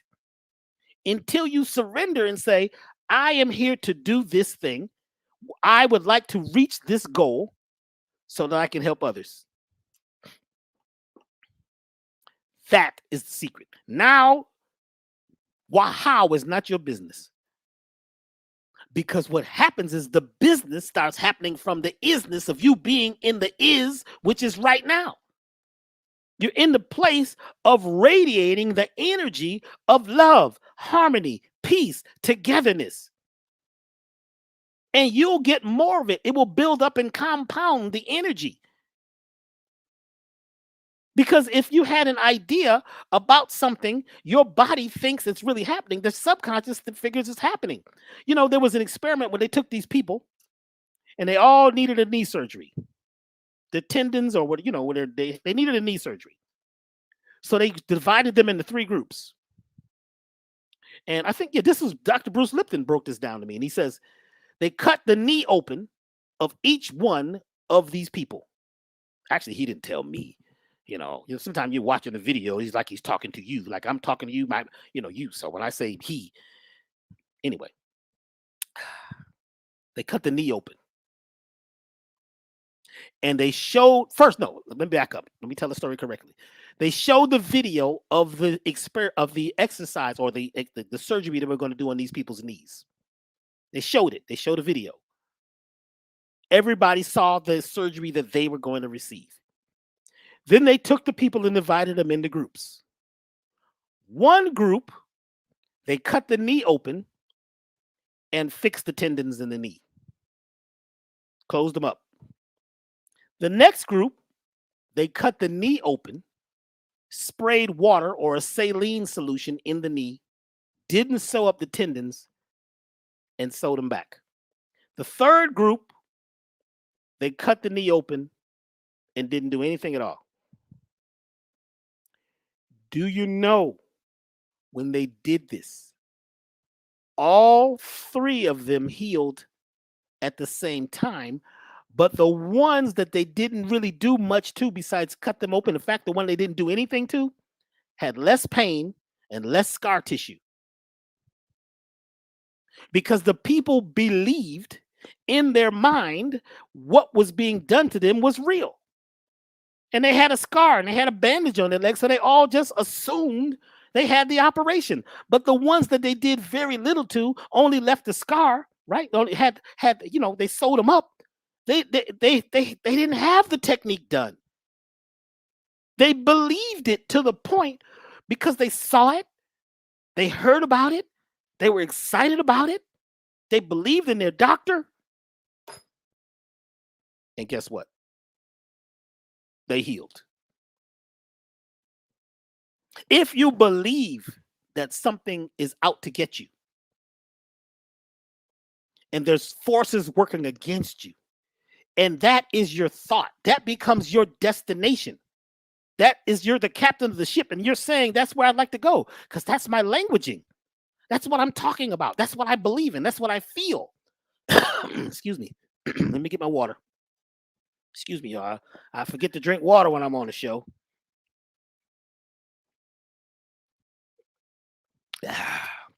Ooh, nothing like that copper water. Put your water in a copper bottle. I got to take some herbs because, Brother Rich be having me. That focus is amazing. I'm back now. All right, brother. All right. When your state of consciousness is that a bear is out there, there's wolves out there, there's badness, there's reptilians and reptiliants, and there's all of these creatures and beings that are after you. That becomes your destination, and you are on the microphone as the captain of your ship, your body, your vessel, broadcasting. Now hear this. There's a battlefield out there. It's going to be tough, and we may die, and there's icebergs out there, and there's giant octopuses and poison squids. Once you get worked up into the emotion, the energy in motion tends to stay in motion until acted upon by an equal or opposite force. So your subconscious, it is in a state, right, where there is what? Resistance. There's pain already that didn't even happen. There's failure that didn't happen. You become the saboteur, and you begin to what? Be the saboteur, the pirate of your own mission. Because you are assuming and feeling and knowing and creating in the quantum field the thing that you're focused on the most. You're thinking from drama. You're thinking from pain. You're already there. You're already thinking of failure. You're already in struggle every day. The greatest medicine is your mind. Your mind is the best medicine. The first medicine is your mind. The first medicine is your mind. Mind is the first medicine.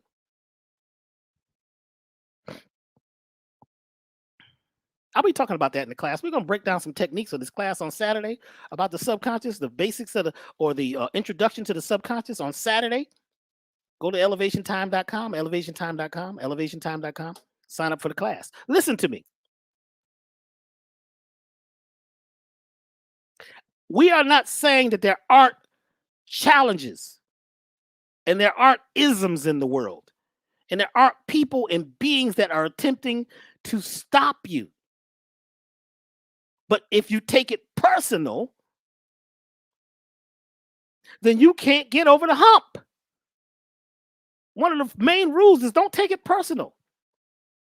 And don't assume that they mean to do this to you because they could just be crazy. Don't assume that your parents were trying to hurt you and not give you stuff. They didn't know. They gave you what they had. Now you get to change it. You get to do the transmutation by changing it into what is it that you desire. The first thing is you have to remember, if your desire, right, is the dis-ease, you'll speak about it and focus on the dis-ease or the problems in the world. There's people, that's all they do. And that's what they're here to do. And it's okay. There's no problem. That's not an issue if that's what you came to do. And that's your why. If your why is to tell everybody about how bad it is, that's what you do. You're not bad people. But you have to make the choice each day. Each step you take has to be the choice of you being wise for yourself based on what your goal is. What is your goal? So you put that out front first. Where would you like to end up? What would you like? Even if it seems impossible. I'm telling you how to make the impossible possible. I have done it many, many times and have taught a lot of people to do this. They have to be ready to what? Forget about being yourself. You're going to have to do what? Break the what? The habit of being yourself. Break the habit of being yourself. You got to become supernatural. That's Dr. Joe Dispenza. Powerful dude. Once you break the habit of being yourself, if we could knock you out, right? And have you wake up with a different mindset. We're talking about brainwashing. It would be beautiful. You could take your brain out and scrub that sucker and get rid of all the stuff that's in your brain that's really not yours. Because 95% of the stuff that you think and feel is not based on reality. But it is your reality, so it's real. So what you do each day is you're going to focus yourself on what it is you desire. And then you need that why. Why are you desiring this thing? And the bigger the desire is, the more fuel it has. And you forget about why. Now you begin to reprogram your subconscious and you begin to repeat over and over what it is you desire and feel it as if it's happening now. But we have been charged because what happens in our society is the drama is what people gravitate towards because they were brought up in drama. They were brought up in trauma. The news, I mean, how do they pick the news? They say if the story bleeds, that's the one that leads. The one with the most blood and gore. The movie with the most blood and gore. There's some deep movies. What was the movie? I can't even remember the name of it now. But all of these movies right now, it's a lot of deep movies, but they gotta have some blood and gore. Because these movies with the blood and gore, they attract people. And then they tuck a deep message in the blood and gore. Because people, there's something about that drama that attracts them. Because if the story is too loving and too peaceful, some folks, oh man, this is simp stuff. Man, it's just, man, come on, B. What are you talking about? It's rough out there in the world. It's as rough as you think it is. You are creating reality. We together are creating reality. Your subconscious is being programmed in every second of every day based on your focus. Now, once you begin to breathe a certain way and take control of things when things are happening, you begin to reprogram yourself. Once you're able to reprogram yourself, your cells, every part of you, your DNA, there's DNA that fixes broken DNA. Do you know why your DNA that's supposed to repair other DNA doesn't work? Because you don't believe it. You keep telling your DNA, your drama, right? Every day, your trauma, how bad it is. The first thing you're thinking when you're sitting on the toilet in the morning is about how bad it is, how tough it's going to be, and how you got to go to work and you hate your job. When you reprogram yourself and say, well, this particular job is an investment because I'm going to take the money and invest it into what I desire. Now you don't hate the job. You just do the work because you're going to use the money or use whatever. If you're in a challenging relationship, you say, well, I'm in this challenging relationship, but what I'm going to do is use this to teach myself to not be in a challenging relationship. I've been through drama. I've been through hell, but because I've been through hell and to hell, now I'm going to create heaven on earth. Only 1% of the people, actually, it's only 5% of the people on the planet are really able to do this. But most people live in misery. They live in depression. And they stay there. And let me break it down like this. When you're in shame, guilt, apathy, grief, fear, and always constant desire and craving, you are enslaved. So getting to the level of anger, so in the book of the map of consciousness, or actually in the power versus force, they show you the chart, and it says when you get to anger, when you get to anger, which is at the level of 150 on the map of consciousness, energy level 150. At that point, you begin to change things. Because when you're angry is up from depression. Check this out. Anger can become the fuel for movement. So if you're just depressed about what's going on, you're not really doing anything. You're pressed down. You're depressed. But when you get angry, say, I'm pissed off about this. I'm upset. I got to do something. Now you're starting to move your energy. Now, after you're in anger for a certain time, you begin to convert that to the next level, which is courage or pride and courage. When you get to courage, you're up at 200. You move out of anger up into pride, being pride, knowing who I am. I have what I have, and I'm going to use all the things that I do have and stop worrying about what I don't have. I'm going to now turn that into courage. And that's going to be my affirmation. I'm empowered when I get to the level of courage, which is 200. When you get to the level of consciousness of 200, you're in courage mode. We got to get to the point of being courageous and say, I now desire this, and I know that it's available to me. But if you're caught up in the drama, because a lot of folks have been, like I say, they're programmed to move towards drama. They love the drama. They love it. The more deep the story is, and the more about how the world is bad and it's coming to an end, it's been coming to an end since it started. So the subconscious, it is what? It is a servant. It is being programmed by you. So those old programs that you received when you were young can be transformed once you begin to walk a new path, talk a new path, find a new language. There's a language of empowerment, and there's a language of disempowerment. Language helps to fuel your thoughts because you think in words. There's a class that we're going to be teaching, next year. Change your language, change your life. There's a powerful language that actually fuels you towards your what? Your goals. So if the man wakes up and says that, he mentions all the problems that he has, or the woman or whoever, if you're talking about your problems all day, you trigger the files in your subconscious to say, yes, we're living in a world of drama, create more trauma. When I went to the AA meeting, it was all about, us getting up talking about how we were still on drugs or we were still on whatever. I had to stop going. I said, wait a minute, I'm not on it. I haven't touched this stuff in years. No, get up and say it anyway.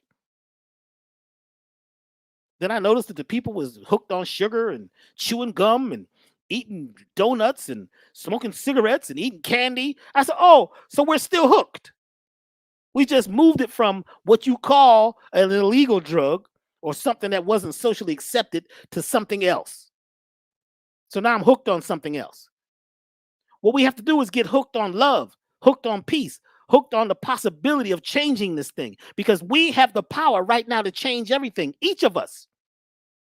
But once you realize that your thoughts, your actions, you see, they are all a song. What is the song you're singing? You see, what group? You see, when you have nerves and emotions that have a certain vibration, they attract more of themselves. You attract what you focus on. So, I was moving and, I had all these books, so many books.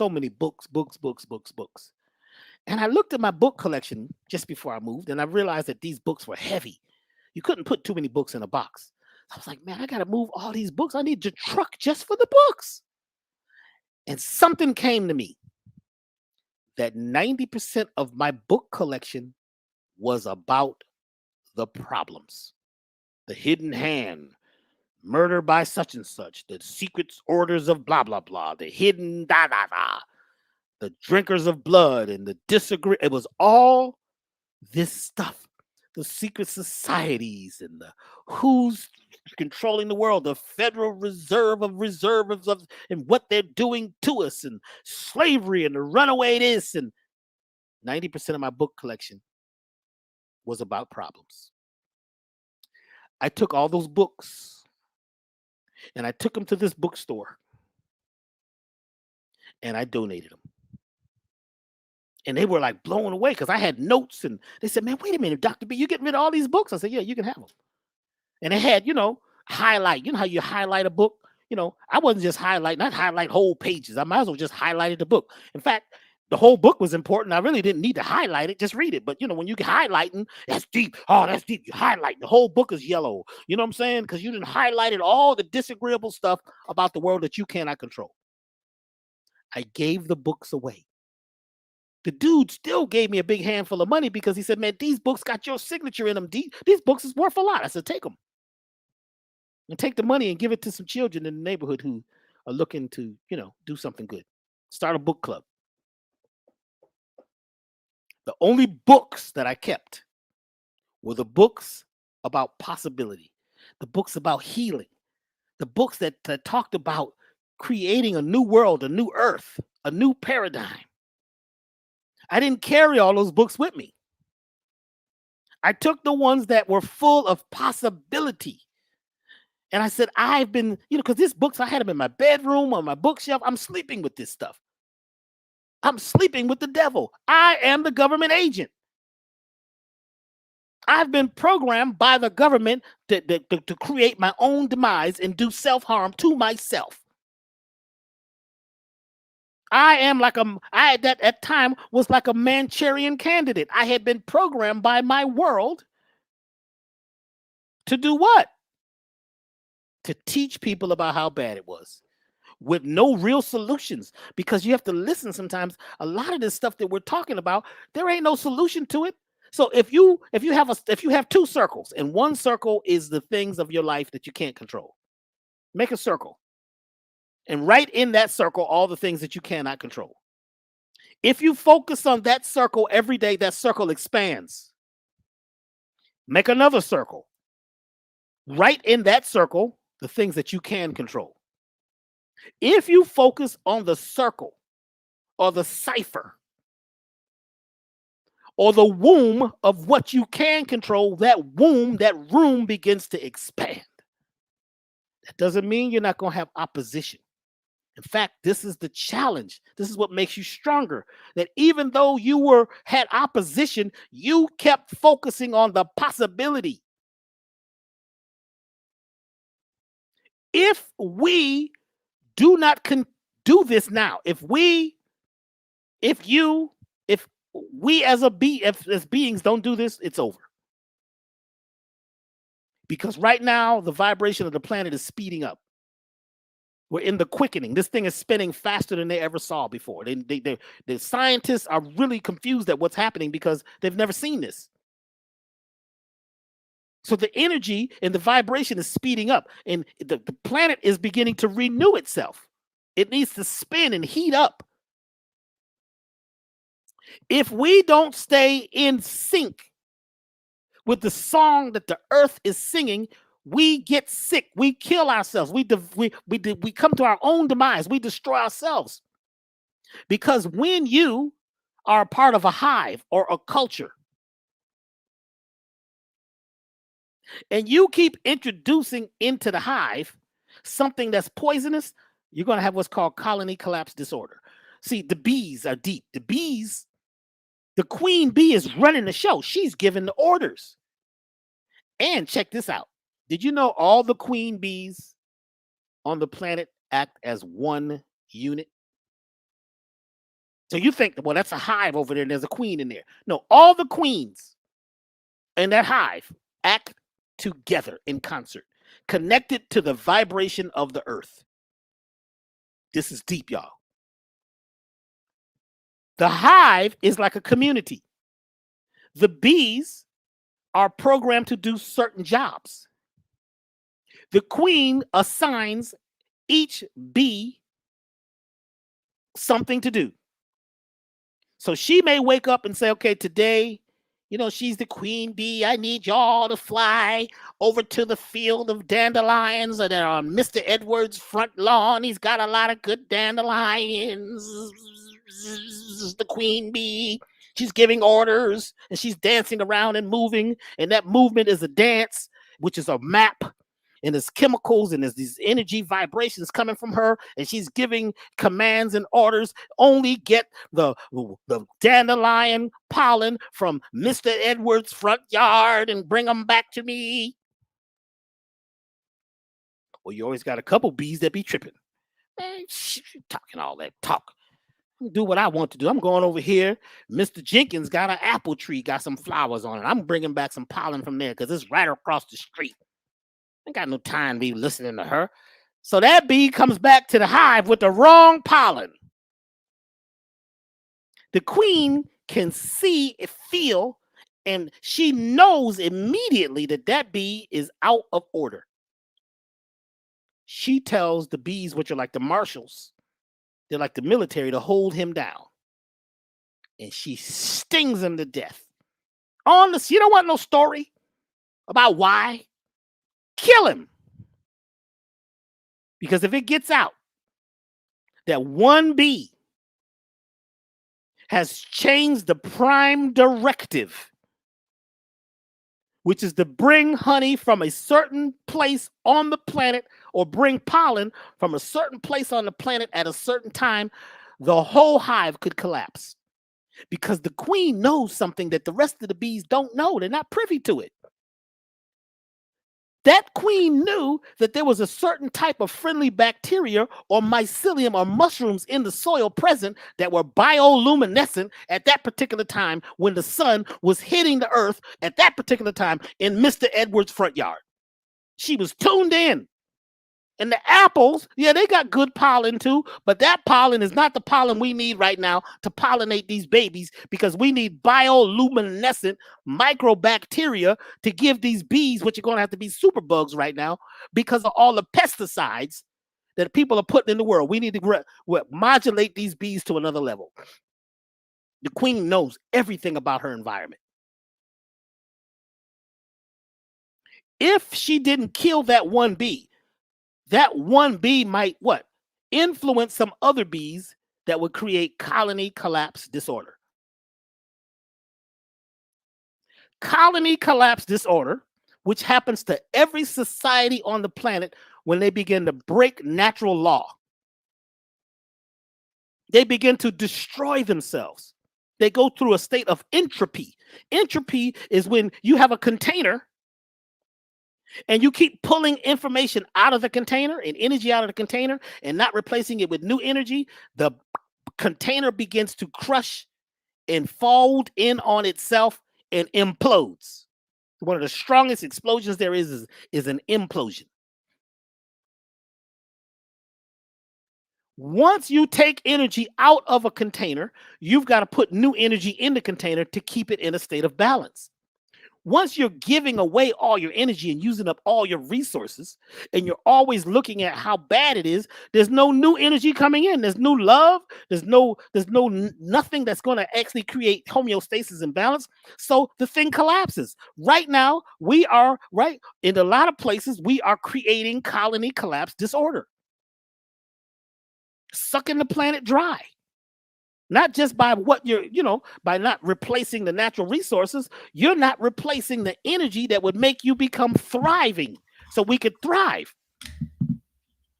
We are doing our own self-harm by not replacing the disagreeable with some agreeable stuff.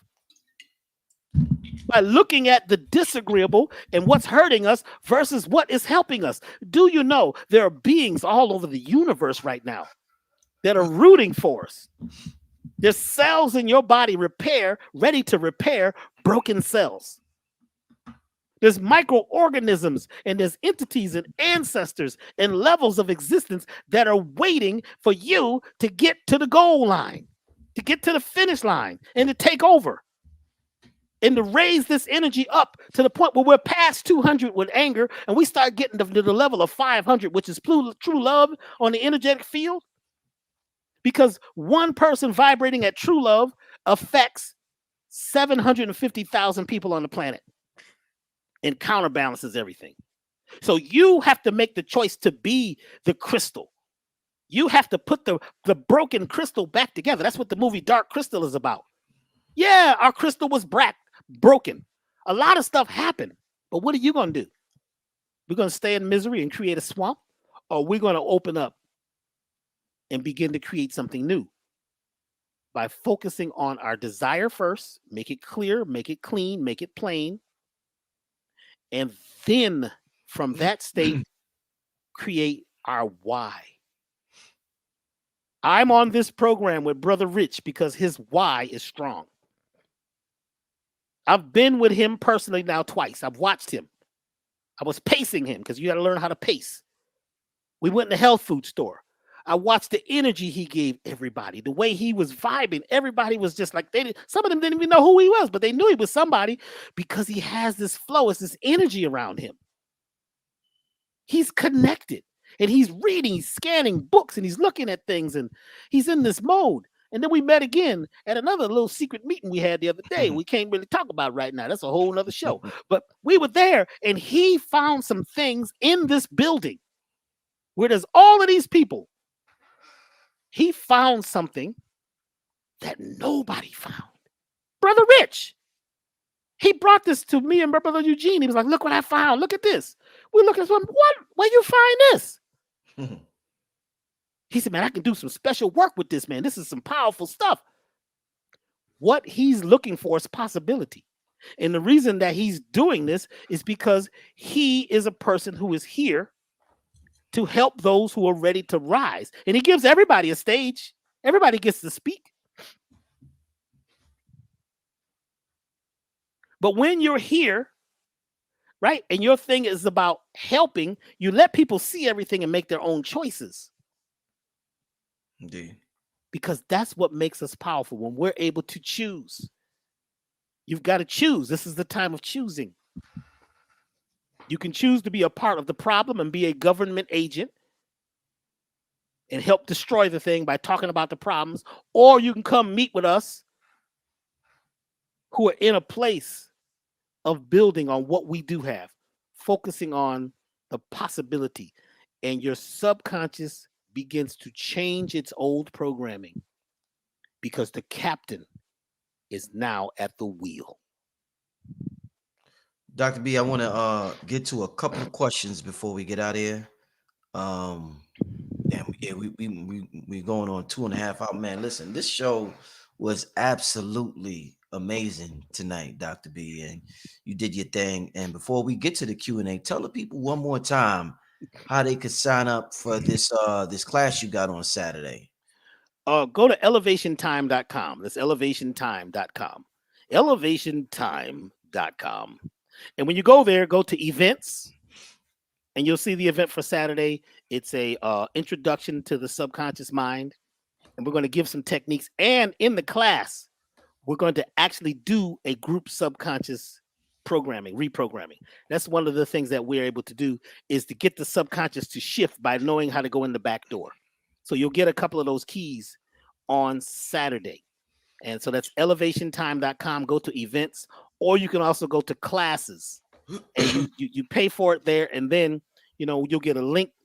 Usually you get the link either immediately or just before the class starts. And that class will be this Saturday from 11 a.m. till 3 at elevationtime.com. And also we have a lot of the products that will help in your building of your new castle.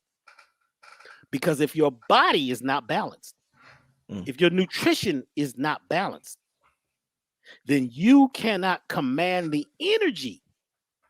Because when you eat the right foods and when you detox from things like parasites, heavy metals, chemicals, I'm talking about not just in the colon, throughout your system, then you can command more electricity, because we make voltage. We make energy. We create energy. So to be able to expand past who you are now, it also is a whole body, holistic thing that must be done. So you're detoxifying from parasites. You're putting nutrition in your body. And we offer a whole, we got a lot of things on the website that can help you in your journey so that you become the captain again. You have to eat like a champion. You can't eat like a loser. You can't eat stuff that's eating you, and the stuff that your body doesn't even know what to do with it, because it doesn't know, it never existed. Some of the stuff that people are eating didn't even exist. So you don't have as much balance and power, because what you're eating is eating you. It's sucking up your energy, or you're eating things that were, that went through so much processing or pain that it sucks you dry. So you don't have the power. So those things are available at elevationtime.com. And there's a bunch of classes. There's one class that goes all the way to the core of your programming. That one is the total life. What's it called? The total life. What is it called? Total Life Transformation System 1. Total Life Transformation System 1. It's a 9-hour course. And by the end of this course, you've got so much subconscious programming and exercises that you can become the captain of your ship. And this can be done by anyone if you follow the rules, if you put yourself in order. Because the real deal, brother man, is most of us are out of order, and we don't have enough discipline, or we not organized. Yeah. See, organization creates freeness when you're organized, and you've got a thing that you do, ceremonies and rituals that you do all the time, not just ones that sound good and feel good, things that actually change you. And that's what the subconscious work that we do with subconscious alignment, which is to helping to get rid of your mental parasites, ideas that are eating you alive, things that should be dead and gone, that are still in your mind, that are using you as a host. Let's break those spells. Indeed, family, indeed. All right. I'm only going to get to a couple of questions. I was going to ask them, but I want to get to y'all because I see, man, if I got to all your questions, we would be on here to 6 a.m. Let's do it, bro. I'm up. I got my tea. I can go a long weekend. I got this tea right here, man. Let me tell you something. I got platinum and focus in here, man. Let's go. Brother Rich got a good 20 minutes left for y'all. Let's Dr. B. Yo, Dr. B be energized like a ball, right? Man, I'm drinking that platinum, man. Drinking that platinum life elixir. In fact, let me open this up. I drank the other one all day because I had issues. I had to get rid of my issues that was in my tissues. So I don't even use the dropper. There was this one question. Don't y'all do that at home now. All right, let me spray a little spray. Come on. All right. Woo, that's good. That's the life elixir spray. Cleans your auric field up. Somebody wants some. Let's get to little master tonic reserve so I can protect my spiritual system. Oh, that's the one you gave me last time we met up. Who, that one right there? Yeah. Radiation, people, stuff, entities. Make those entities outities. You don't want them to be entities, turn them into outities. You know about the outities? Outities, man. All right. I was looking for one question in particular. I can't find it, so I done scrolled so far, but I'm just gonna get to the next one I see so we could get this thing going on. Do we subconsciously cure the food and cancel all the bad if we're programmed to be blessed? Do you understand that question? I don't know if I'm not sure. Yeah, I'm not that sure. You got first see, language is funny. Yeah. First, what does blessed mean? That don't mean what you think it means. Look up the etymology of the word blessed. We all have the ability to do greatness. We all have it, but it may be latent or buried. So yes, food, everything is a part of it. What you're listening to, your music is food. What you're looking at, how you're living, all becomes nutrition or fuel for your journey. So I'm not sure what that question means, but I know there's a good one right there. I see your eyes looking at it, man. What's that one right there? The third one down. I just I might be at a different place than you because I'm not anywhere. I don't look at the questions. I'm going by your eyes. But you just go. Oh man. Wow, where the?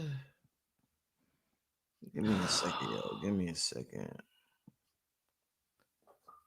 All right. Man, I'm pumped up, man. You sure we gotta end in a few minutes? Yeah. I gotta take care. I'm mad at these questions, man.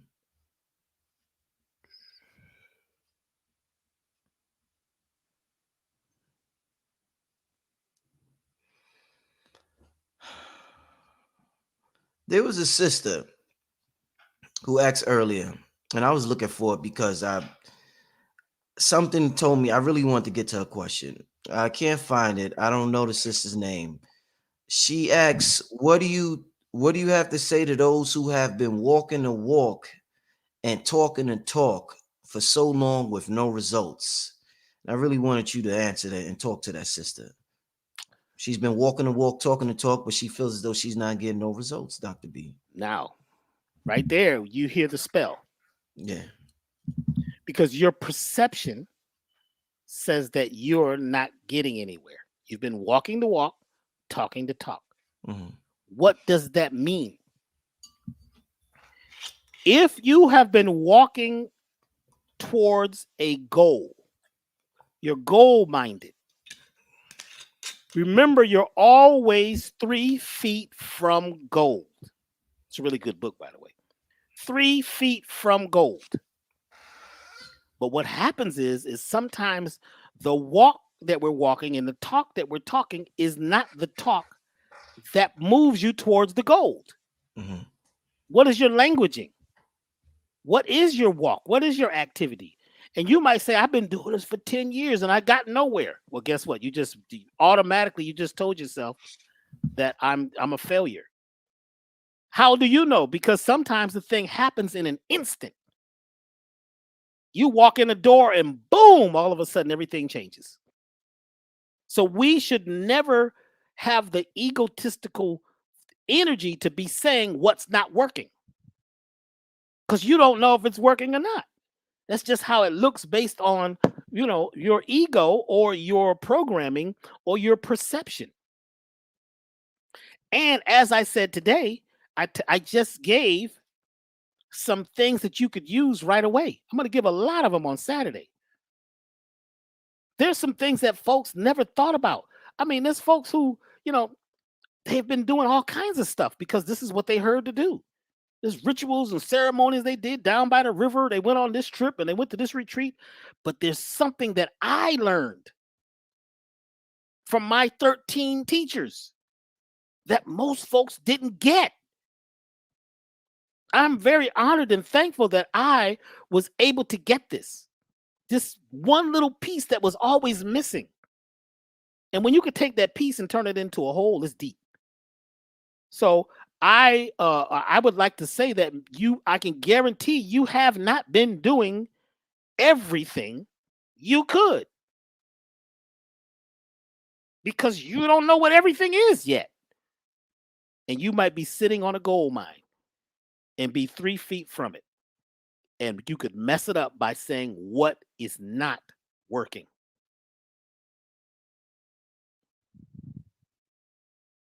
I can't hear you. I can't read lips either. You ain't that telepathic, huh? I can't do that. English is funny, man. You know what I'm saying? Lips be moving funny. It looks like the Chinese, right. Kung Fu movie. Lips moving late. You know what I'm saying? How do you protect yourself against psychic attacks that can alter your creative process?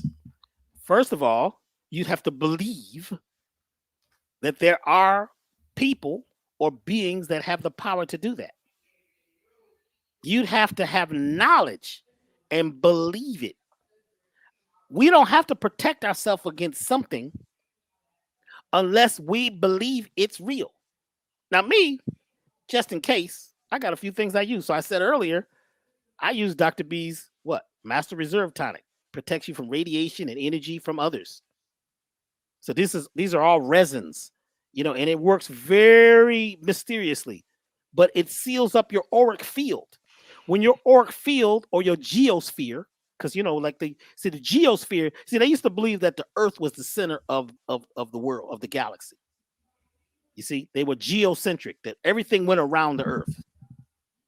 But technically, everything goes around you. So your geosphere, because you're in the center of your universe, of your galaxy, your geosphere is everything around you.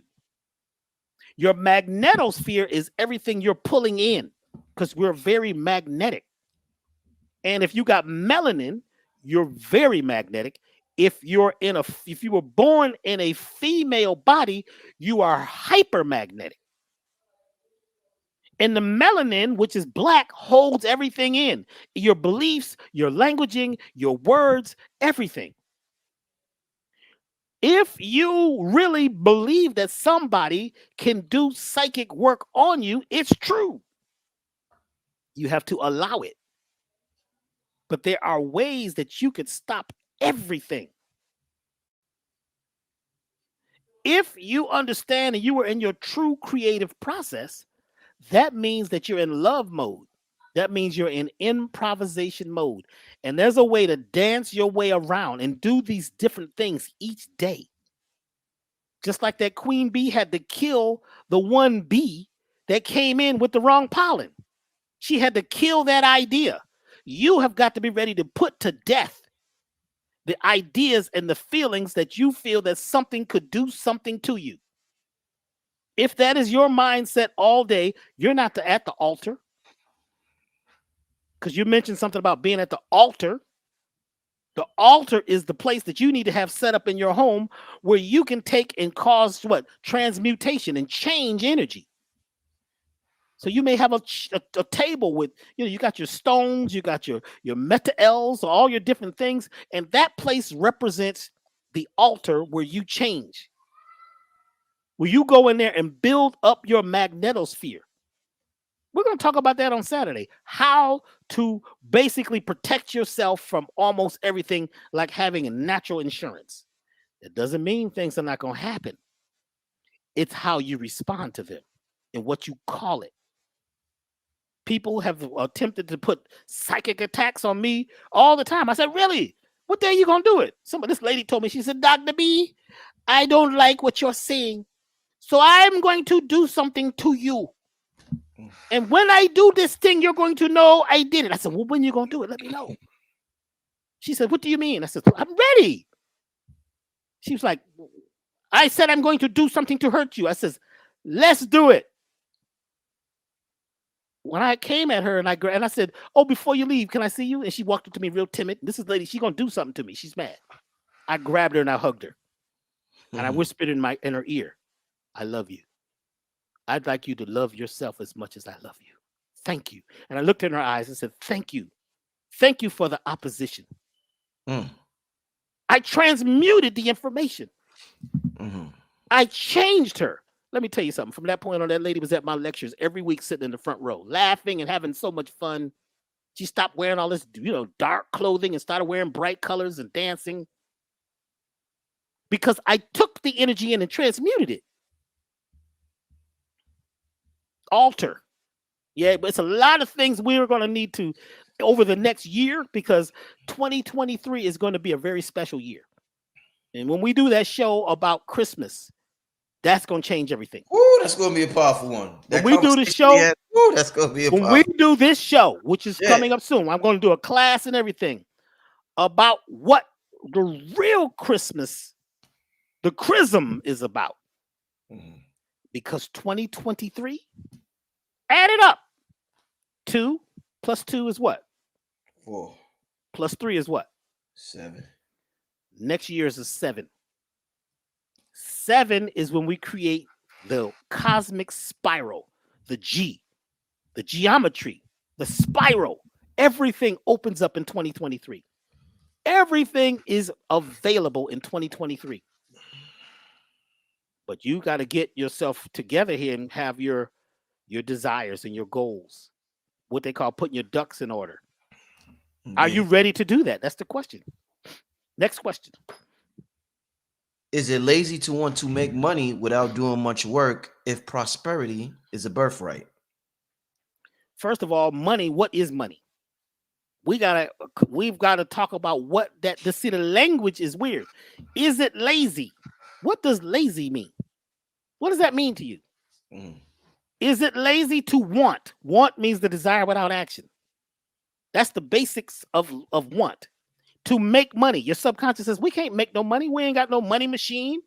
You know, you got to have pictures of the presidents and all that, and it's got to be printed. You know, you go down there with some fake money to the place, they're going to throw you in jail because you can't make money. So what is money? What is your wealth? What is it? With and out. That's two different things, positive and negative. Our language is moving in two different directions without doing much work. See, the problem with work is work means war. The word work comes from work. The word work is basically a military word that means work. Are you going to work? If you go to work, you got to fight for position. You fighting for a raise, fighting to get a pension. You fighting to move up the ladder. You don't like the job. The boss is crazy. It's a war going on. Microwave is coming on, frying your testicles. You still trying to stay in there smelling that ink, doing a job you hate in front of a computer that's putting out blue light. It's a war going on, if you call it that. And if you transmute that and say, play. I'm going to play. Now you begin to prosper and ask for more play. Because when you're in play mode and you celebrate what you have, you bring on serotonin. Otherwise, you're in dopamine mode. And we're going to talk about that on Saturday too. Just this sentence right here, right? This sentence can be converted very easily to what? Something that your subconscious and your conscious mind can agree with. So is it lazy to want money? You are money. You're wealthy. Whoever you are, you're wealthy. Yes. Is once you start programming that into your head, and you can, there's people who've just attracted wealth who were in play mode. I know a lady, or I used to know a lady, she loves cameras. All she did was take pictures as a child. Her favorite thing is to take pictures of butterflies. So she got mother got her a book, and then she's got a book full of butterflies. Do you know the lady? I haven't seen her in years now, but she worked for my first album, my first medicine music album, not the one that you guys know, but there's another one called what do we call it? Urban Shaman. That was my first medicine music album, Urban Shaman. The lady that took the pictures on the album cover, she took pictures of butterflies for National Geographic. She starts taking pictures of the butterflies in Massachusetts and follows the monarch butterfly all the way to somewhere like Peru or somewhere like that. That's all she does. She's a multimillionaire. All she does is take pictures. She's never worked the job. She only took pictures of butterflies. She loved it so much, and her mother showed them to everybody, and she got so good that they asked for her. They contracted her. She doesn't work. Money just shows up. And she don't even like money. She's not into money, but she loves sleeping out in tents. You know what I'm saying? Being in the wild and all that. There's so many stories of people doing what they really love. I became very successful as a music producer because I loved it. I just love music. I still do. I don't stop. I still have full recordings. People say, well, Dr. B, you don't make music anymore. Who told you that? I don't do commercial music because I don't want to work for folks. I do it for fun. I do it because I love it, and people love the music. We have medicine music on the website. Look up the medicine music. Just by listening to that music, it begins to reprogram your environment, and it puts you in what they call a whole brain state. Give me another question. Before we get to the last question, somebody asked, where's it at? I've seen this a couple of times. Rich, what's your Cash App? It's right on the screen, literally at the bottom. But the person asking what's my Cash App is right on the screen at the bottom. If y'all appreciate this show, like y'all say y'all do, y'all can hit up the Cash App at the bottom of the screen. I don't know what's going on with the super chat. I seen a couple of y'all said the super chat is acted funny, so I don't know. That's YouTube, but you can hit up the Cash App at the bottom of the screen if you would like. And I appreciate it. More real rap. Appreciate it, my brother. All right. Check it out. Yeah. I gave out my website. The website didn't go down, did it? Oh, I'm not sure. I didn't see nobody say it. So Elevation time. Did it go down this time? I'm not sure. The website would go down, right? We had to figure out what was making it go down. And what we had to do was spiritual, and it was about data. So my highest choice is that the site didn't go down. And for those of you who would like to donate to our cause at elevationtime.com, We do have a donate button on this. We would like to thank the many of you who are donating to our cause, elevationtime.com. It's a whole group of us who are doing the business and the play of helping people rise and elevate their lives. So we want to thank you for that. I'd like to thank all of you for being here, and we'll take a few more questions before we end this particular call. Somebody said no PayPal. Yeah, Rich and Merit 7 at Yahoo. That's RICHINMERIT. The number 7 at yahoo.com. All right. Thank you, Miss Spiritually Unboxed. Let me see. I'm trying to see. All right, let me get to. Oh man, somebody sent a super chat. I want to get to this one question before we get out of here. Man, this chat is moving tonight. I haven't seen a chat move like this in a while. I'm trying, like y'all got me like all over the place. This chat room is moving. Let's get to this. How important is the etymology of words? Are words tools of intent?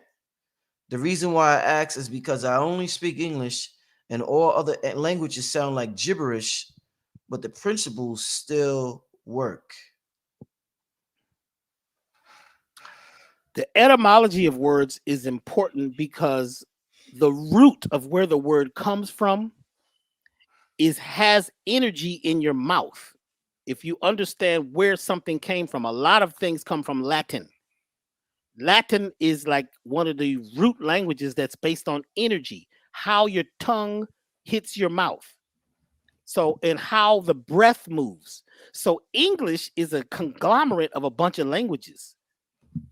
But technically, you're not speaking in English or any language. You're speaking in ideas and feelings.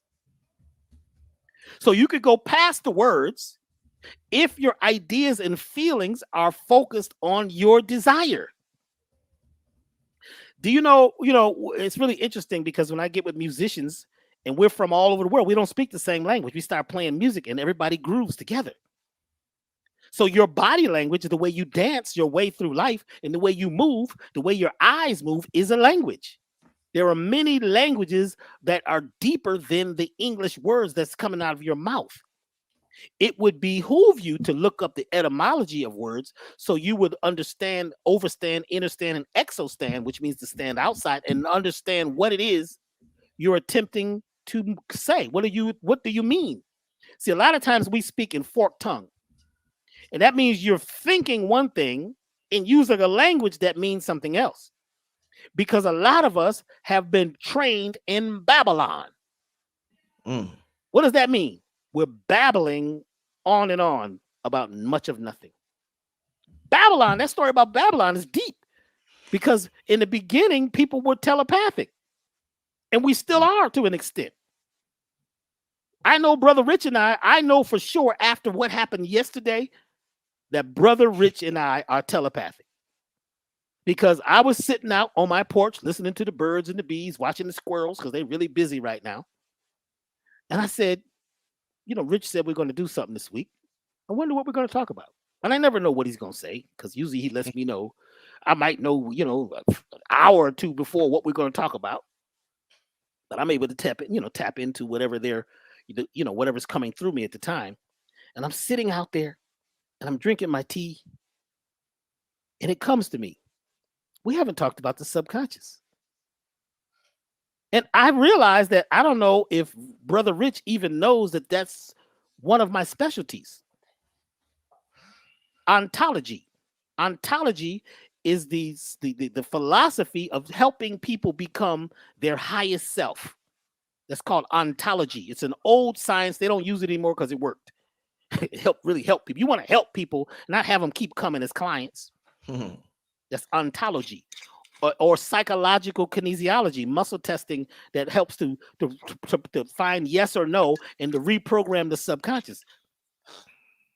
So as I'm sitting there, I said, well, we haven't really talked about the subconscious. That would be great. That was yesterday. Last night, what was it, about 11 o'clock? I'm sitting up, what I'm saying, eating on some, what was I eating? Some raw dates, those yellow dates. Yeah. The raw dates, they really got a lot of energy. And they tap you into some, works on your solar plexus. This is the raw, they're not dried out. But I'm sitting there eating a couple dates. Phone rings. I see it. It's Brother Rich. So what's happening? He says, man, I got it. He says, let's, you said something on one of your posts, something about the subconscious. Let's talk about the subconscious. And I'm like, boom. How did you?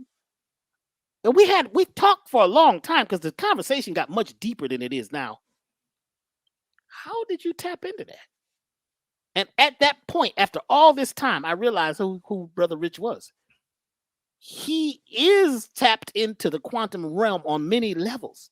He's reading the energy. So I sent out an idea into the quantum universe, into the unified field. That's called, those are waves. Those are ideas that I sent out.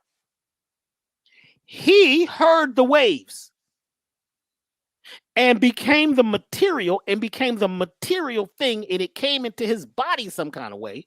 Or he was thinking something, sent it into the quantum wave, and it came to me and on the porch in the morning, because you got to get out of time. So we think that there's a morning, there's a night, there's only oneness. So we both happen to be at the same place, in sync at the same day, to bring about this particular offering. And I said, this subject is huge, and we've only touched it. And a lot of people say, well, Dr. B, I don't think you know what you're talking about. Well, I don't. Because this thing is almost unexplainable. It's hard and challenging to explain it in a very simple, basic language. So we attempt to use English, but English is really gibberish too. But what is your expression? What is your feeling? What music are you expressing? Right. What love are you expressing? When you get to that level of telepathy, which we all have the ability to do, and stop talking so much and get more into the feeling and allow ourselves to feel what's happening right now, because we've numbed ourselves up. People are numb. People got scar tissue on all their nerves, on their brain. Folks is like, they don't want to feel too much. I can't cry. I ain't going to cry. I ain't going to say what I really feel. I want to cuss them out, but I ain't going to cuss them out. If Dr. B feels like cussing you out, I'm going to pick up the phone and cuss you out. And then I might tell you I love you afterwards. But let it out.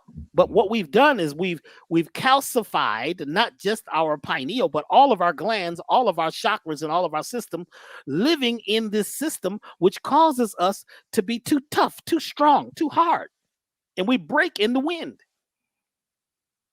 But what's happening is because I have so much respect for Brother Rich, because he don't change. He's like unwavering. When we met in person, he's the same way. He don't change up. See, people be changing up. You know how you cussing up a storm, and then you go visit your parents and suddenly you stop cussing. Hi, Mom. Hi, Dad. It's a wonderful day. Merry Christmas. Happy holiday. You was just cussing and smoking weed out in the car, and you was wild, on the phone. But you change, right? You subconsciously switch your program when you're around certain people. You change for your husband or your wife or your boyfriend or your girlfriend. You switch up. You begin to fake the funk, to put on these airs so that I can seem a certain way. You have a false sense of security, and this is the way I am. And you're at the job, and you're talking to some people of another color. So, hi, how are you? I act like I have no lips. I'm harmless. You know what I'm saying? You talk different. And when you get home, man, you know what I'm saying? I was at work today, man, bro. Let me tell you something, man. I heard some music that was hard, man. You heard that new song? You change up. But when you get to this next level, you don't change. For anybody. Dr. B, it's taking time. I'm not perfect. I'm not there yet. We're all attempting to get there. I don't change anymore. When I go, whoever I'm speaking to, wherever I'm at, I'm going to be like this. If you see me out at the gas station, I was at the post office yesterday, and the sister that was been watching the show, her and her daughter were dropping off some mail, and I was there dropping off some stuff too. And she said, "Oh my God, Dr. B!" And she just stared at me. She says, and she was nervous. She says, "Could I have a hug?" And I walked up and gave her a hug and held her tight, and I could feel her breathing, because you could tell the sister, she desired a hug. She needed a hug. And she was like, "Oh my God," and people feel like, "Oh my, you're down to earth. You're really like this." I am, because I've gotten into oneness with myself. I'm comfortable, and I don't care if you don't like me. I'm not looking for likes. One thing I love about Brother Rich is this man is doing what he's doing because he's created a special vortex. And you can see his eyes. This man is like, I don't know where he's from. I haven't figured out his planet yet. But where they're from, they just do what they do and they're unbothered. You can't hurt him. Now, family, sometimes he may get a little upset, but he comes out of it. We did a whole show one day when he was going through some stuff. He said, B, I'm going through some stuff. But when he would come back online, he was balanced. We all go through stuff. Yeah. But when we get to the point of telepathy, where we don't have to speak so much and you can feel it, because my message mostly is about getting you to feel something. It's not about what I'm saying. It's about feeling it. And if we get in that feeling zone, we can create altered sense of consciousness, and we don't even have to worry about the language. It's what do you feel? Once we get out of Babylon and stop babbling on and start focusing very directly and succinctly and quietly and find those spaces, even if it's only 17 seconds a day. I'm going to talk about that on Saturday. If you can take 17 seconds, which is an 8, and focus on your breath or focus on your desire as if it's happening now. You could be in your car about to go in the job and you know you don't like the job, or you're about to go in the house and you know it's drama in there or some challenging situations. You sit before you go through the threshold for 17 seconds. Take 17 deep breaths and only focus on your desire and think and feel from the desire as if it's here now. Feel it, hear it as if it's happening now. What would you be saying? What does the environment sound like? And then see it. And you use your imagination. Imagination. I am a nation of genes. I am the generator of my nation. The word imagination is huge. Take the word imagination all apart and see how many words you can spell with imagination. What did Einstein say? The only thing more powerful than science is imagination. Question is, what are you imagining every day? Are you imagining the best or the worst? Are you an optimist or pessimist? If you're pessimistic, then you are mystically creating the worst. If you're optimistic, then you are seeing the unseen magic before it arrives. So there's a word that they used to call that faith. And I like the way Ilana Van Zandt said it. Ilana Van Zandt. How you say her name? Iyanla. She said, faith, feel as if the thing has happened. Whoa. Feel it and know it. Even though it hasn't shown up yet, you're going to what? Attract it. And if you've got enough melanin, now the melanin is not just the color in your skin. Melanin is the magnetic energy within you. But we have to become optimistic. We've got to optimize ourselves being mystical and magical. We are the mystics. You are one if you say you are one. If you say you're disempowered, you're broke, you're poor, you are. So be it. You're a self-fulfilling prophecy. If you think in the disagreeable, you are. If you think you can't heal yourself and your situation is going to be the same, and the doctors keep telling you that too, it's true. But I am here to tell you, when I was given a short time to live, it was about 1989. If I had been pessimistic and listened to that doctor, I would not be here. But I went into the magical world and began to tell myself a story and sing a new song. I had to walk away from the music business because it was wearing me out. I had to walk away from disagreeable people and disagreeable conversations because they was wearing me out. I had to walk away from the stories and all the drama and my lawyers and all the people that were controlling my life. I had to walk away and I had to walk out into the field and keep walking. I had to keep walking even when the storms came, because when you start breaking the spell, the storm comes.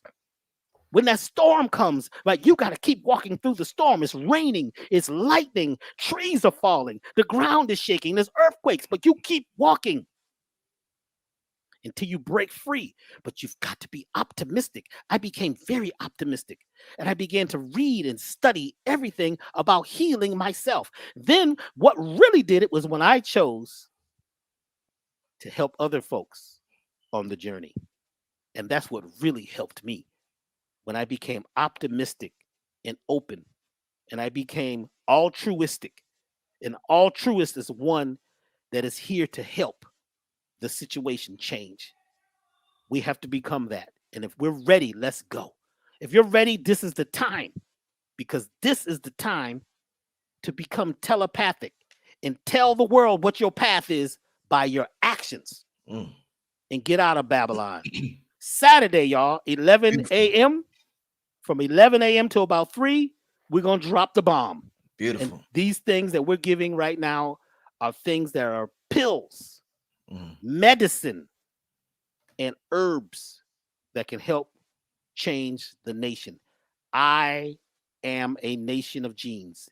Imagination is key. Much love to you, brother, and your family. Much love to all of you, who are here at this time sharing in this space. Love to everyone. And remember, you have to follow nature. Because if you don't follow nature and change your vibration with nature and with the great mother, then guess what? You're in a losing battle. Love is the key. What is love? Let's redefine ourselves. And that subconscious, even though it's 14 million times stronger than the conscious mind, all the conscious mind's got to do is focus its energy and give a new command, and the entire vessel called you changes its program. You have the power because you're the captain. Now, if you get on that speaker and you say, hey, crew, now hear this. It's real rough. We're victims, we're losing, and it's bad out there, and everything is against us. Now you got terrible morale on the boat. You're going to crash. You're going to sink. That's just like the Titanic. I don't care how big the boat was. It was unsinkable. But the thoughts of the people on that sucker must have been in some greedy mode, because it was all about me, and wealth, me. When you come on that speaker and tell your vessel, your body, your ship, now hear this. This is the captain speaking. Everybody's at attention. Every cell, every organ, every organism, every part of you, the friendly bacteria, the microbiota, every part of you comes online. And you start taking your herbs and you cleanse your body. You do a parasite cleanse for 28 days and get rid of all the toxicity.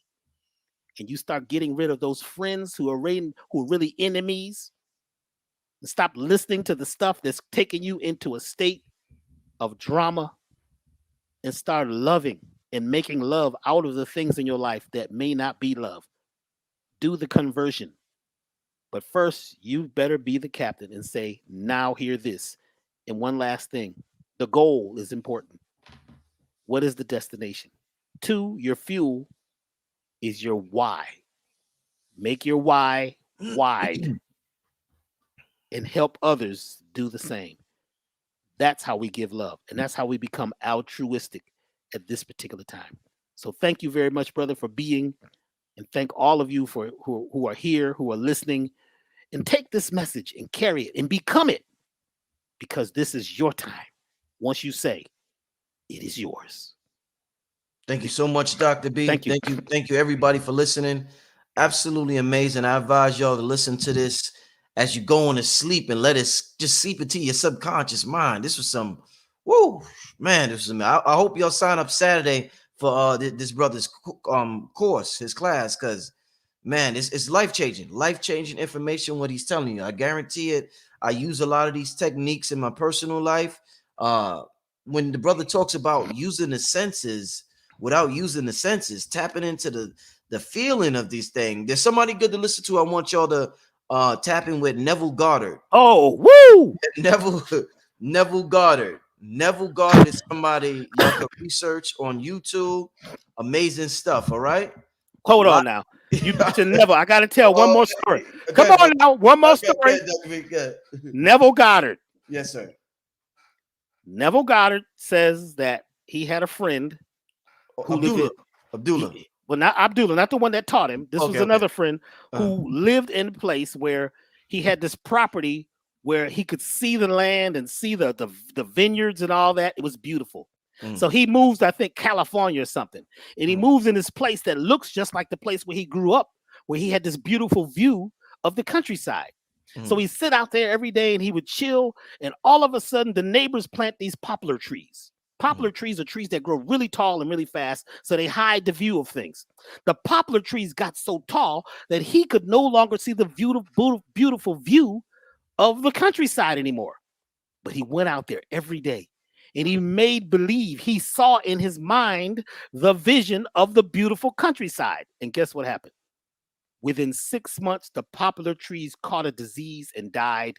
And he now had the beautiful vision because he saw from the end in mind. He had the end in mind and he created it in his own imagination. There are 144 dimensions. Which one would you like to be on? You get to choose. You're 3 feet from gold. Don't stop digging. On that note, family, peace. Thank you, Dr. B, so much. Wonderful. Peace, family.